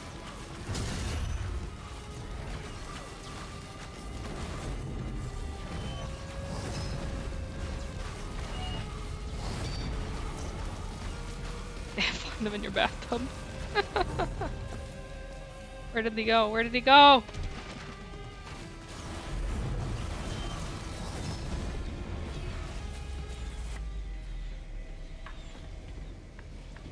Oh, Eagle Raptor got roasted. He did really well, surprisingly, for like what he like who he was fighting. Did you see Harley? Like, man's a fucking giant. Man's a fucking giant tank. Like, Aaron did get a little wrecked, but like, oops, I'm dead. Yay! We did it! We died! No, you know who got fucking wrecked? Is, Matt Watson versus Dadbot. I don't know if you've seen it. You should honestly, like, watch it. It, like... It's because I used my R move too soon. If I had used my R after he was no longer immune, I would have won. But I used it too soon. But yeah, Matt Watson got his fucking clock cleaned. He literally was destroyed. Dad like came in hard and fast. It was 22 seconds, and he beat him. 22 seconds. Poor man didn't even get time to show his training because he got knocked out so quick. He just got wrecked. But like there was a couple of fights that were like really insane. I'm not super, I was talking about this earlier. I'm not super into like competitive sports, but if you get a chance, I would suggest like at least checking out some of the clips. The fighters all did a really good job, and like all of them except like two of them were like very what do you call it? Like cordial with each other, like very friendly with their fights. Oh, fucking, I have to say, okay. The main event was iDubbbz versus Dr. Mike. And I like Dr. Mike. I like iDubbbz. They're both fine. Dr. Mike was an asshole, in my opinion. He pulled some fucking not cool moves. So like sometimes at the beginning of boxing matches they'll do this thing where they like bump gloves to be like, yeah, let's go. You know, like coolness. And he twice, Dr. Mike bumped gloves, and within half a second of bumping gloves, he right hooked iDubbbz. He like didn't even give him time to back up. Like you're supposed to bump gloves, take a couple steps back, and then start the fight. But like Dr. Mike was taking cheap shots in my opinion. I thought that was a dick ass move. I know it's not against the rules. It's just poor sportsmanship in my opinion. It's just shitty. I don't understand why he would have done that. Like it just made him look like an asshole. It made me cheer for iDubbbz more than him, and it feels bad. So like I don't know. I had some feelings about it. But yeah, Aaron and Harley worked hard. The second time it was on iDubbbz, but the first time he did it like sneakily, so it was almost like he didn't know. So it looked like it was maybe that he didn't mean to do it. So the second time he like went hard and he like did it. And the third time he tried to do it and iDubbbz dodged. So like I think that it was fair for iDubbbz to like not give him the second chance and not expect him to do that. But yeah, I don't know. I thought it was skeezy. I thought it was skeezy, man.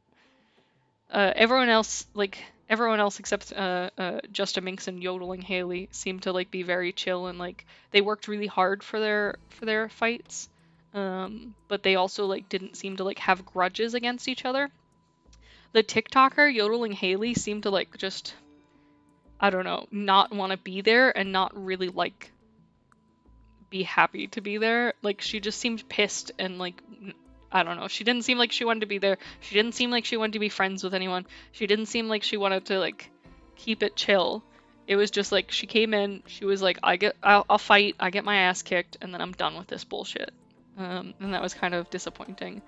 I really liked the Ryan McGee of Super Mega versus Alex Ernst. That was my favorite. Heather, if you're still here, you should look it up because like Ryan McGee like buffed up and like be looking fine. And I definitely think everyone should get a nice eyeful of that, at least once. But yeah, we talked about this earlier, but if anyone wants to talk about Creator Clash with me, I'm all for like having a long discussion about this because I still have some things that I want to like complain about and like talk about. It's actually really good. So the matches it was Matt Watson of Super Mega versus Dad, which Dad, like, the man's built, okay? He's buff. He's always been relatively muscular. People like look down on him because he doesn't have a ton of hair and he has like a comb over thing going on and he's got the old man sort of vibes. He's like 40ish now, which isn't that old, first of all. But like he's always done like dancing videos.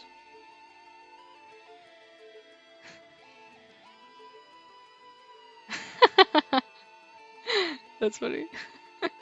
He's always done like dancing videos.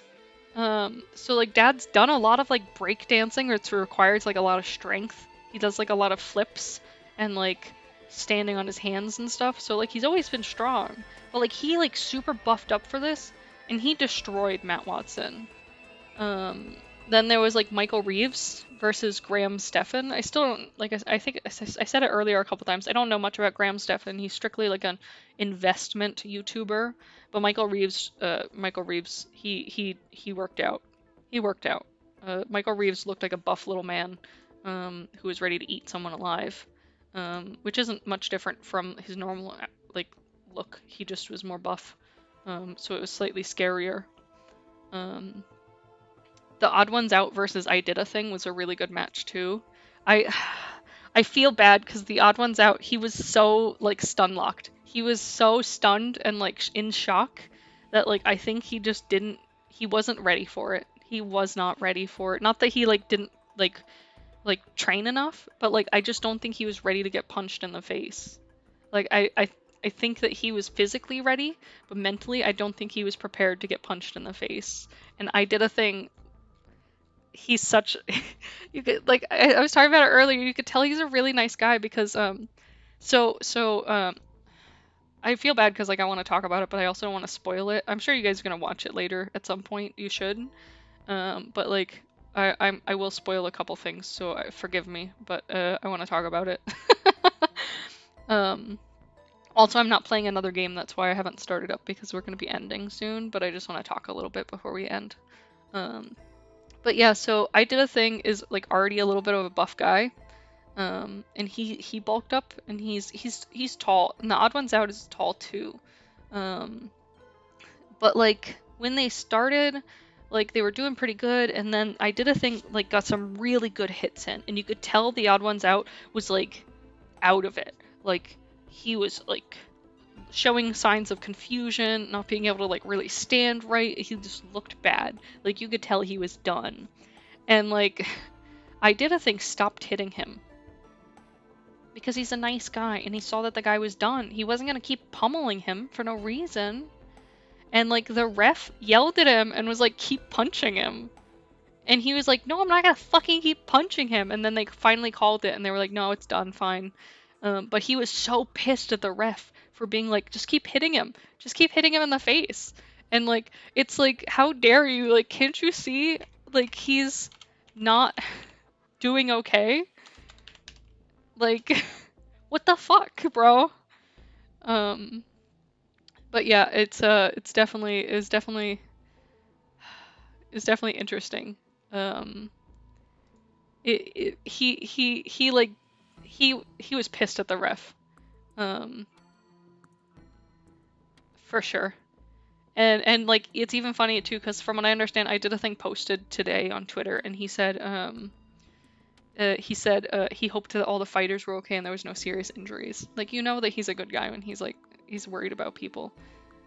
Here, let me see if I can find I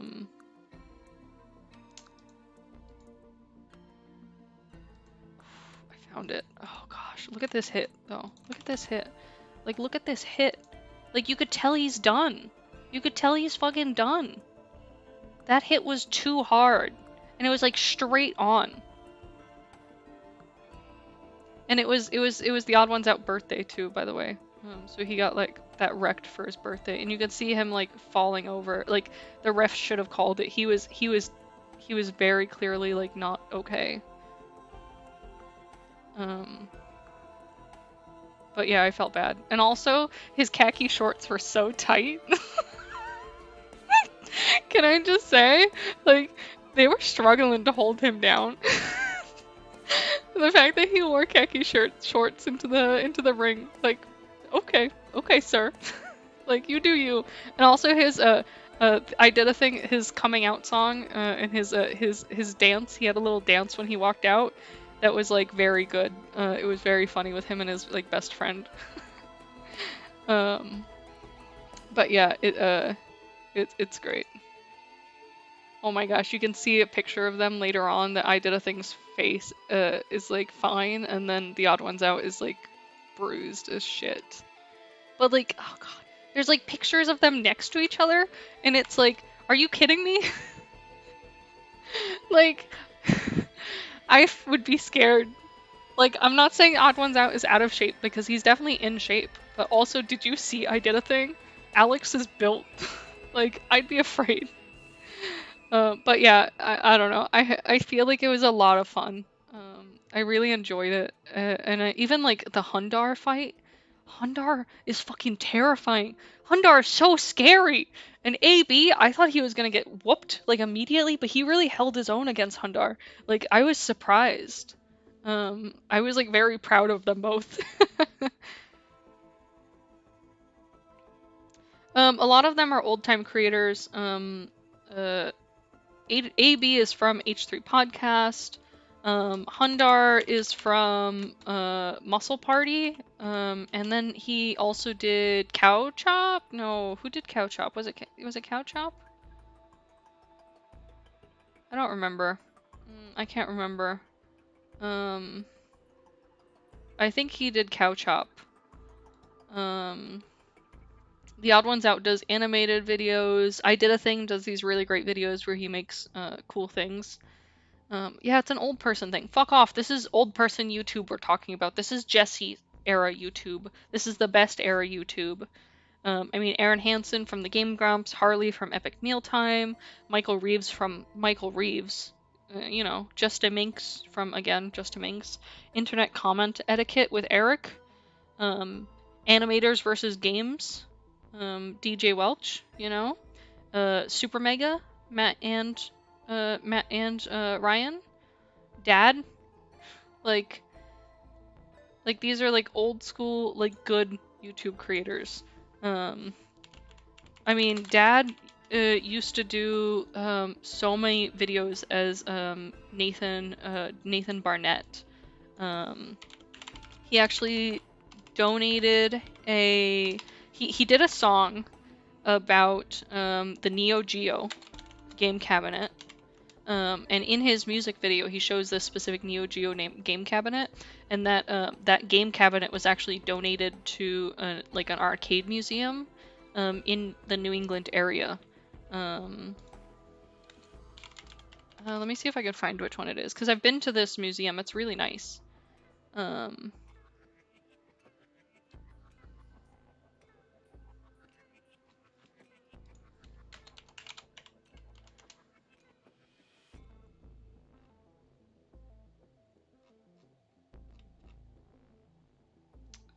The arcade museum, I believe.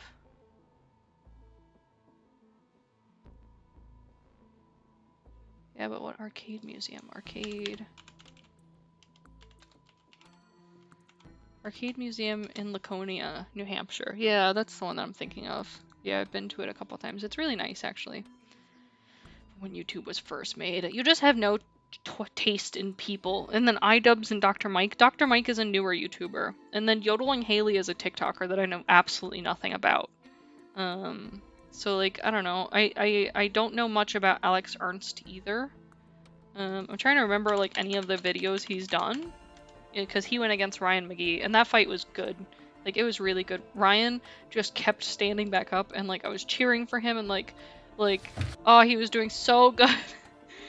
But it was rough. It was fucking rough.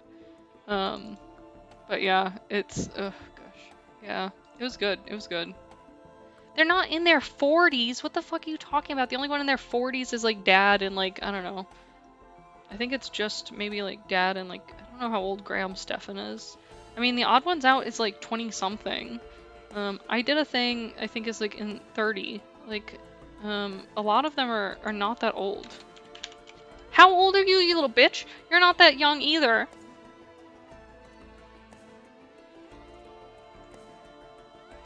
I mean, Michael Reeves is like 24.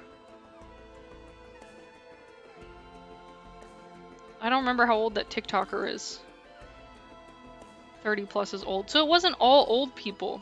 Also, Graham Stephan is 30. My mistake. I'm sorry, Graham. You're not that old. But anyways, it's good. It's definitely worth a watch. I would suggest if you can find a way to watch it, watch it. Yeah, Eagle Raptor's not that old either. But I definitely, I was surprised with how much I thought it was good. Don't tell us that we're old. You little punk, I'll ban you. But yeah, I mean, like I said, check it out if you can, if there's a place that you can find to watch it legally and properly. I don't know, don't break any laws. But it was definitely worth a watch. I'm surprised by how much I enjoyed it. But like, seeing them like having fun with it and then like still being friendly afterwards and like laughing about it and like being really chill, like I really appreciated that. It just had such a different vibe compared to like a lot of the like YouTuber boxing matches. Yeah, true. Not your mom, your sister. We didn't listen to her either. But like I just think it had a lot more of a like friendly, like friends doing dumb shit, almost like a Jackass type vibe, rather than like MMA like death match type vibe. So like it just felt good to watch. It was a lot more relaxing and calming to watch than like I don't know how depressing it would be if like you're watching somebody just try to hit each other. Banana phone, he's hitting on you. Don't let him do this. He's throwing compliments to get something for later. Don't believe him. He's a troublemaker. Um, but anyways, that's all for today, guys. I've got some shopping and stuff that I want to do. Dean should be awake considering it's already 11:40. I didn't realize how late it was, and I didn't realize I'd been streaming for 2.5 hours. Whoops. But how you doing? Shows hairy leg. My chat is gold. I love that. Anyways, that is all for today. I will see you guys next weekend. I love you all very much. Bye.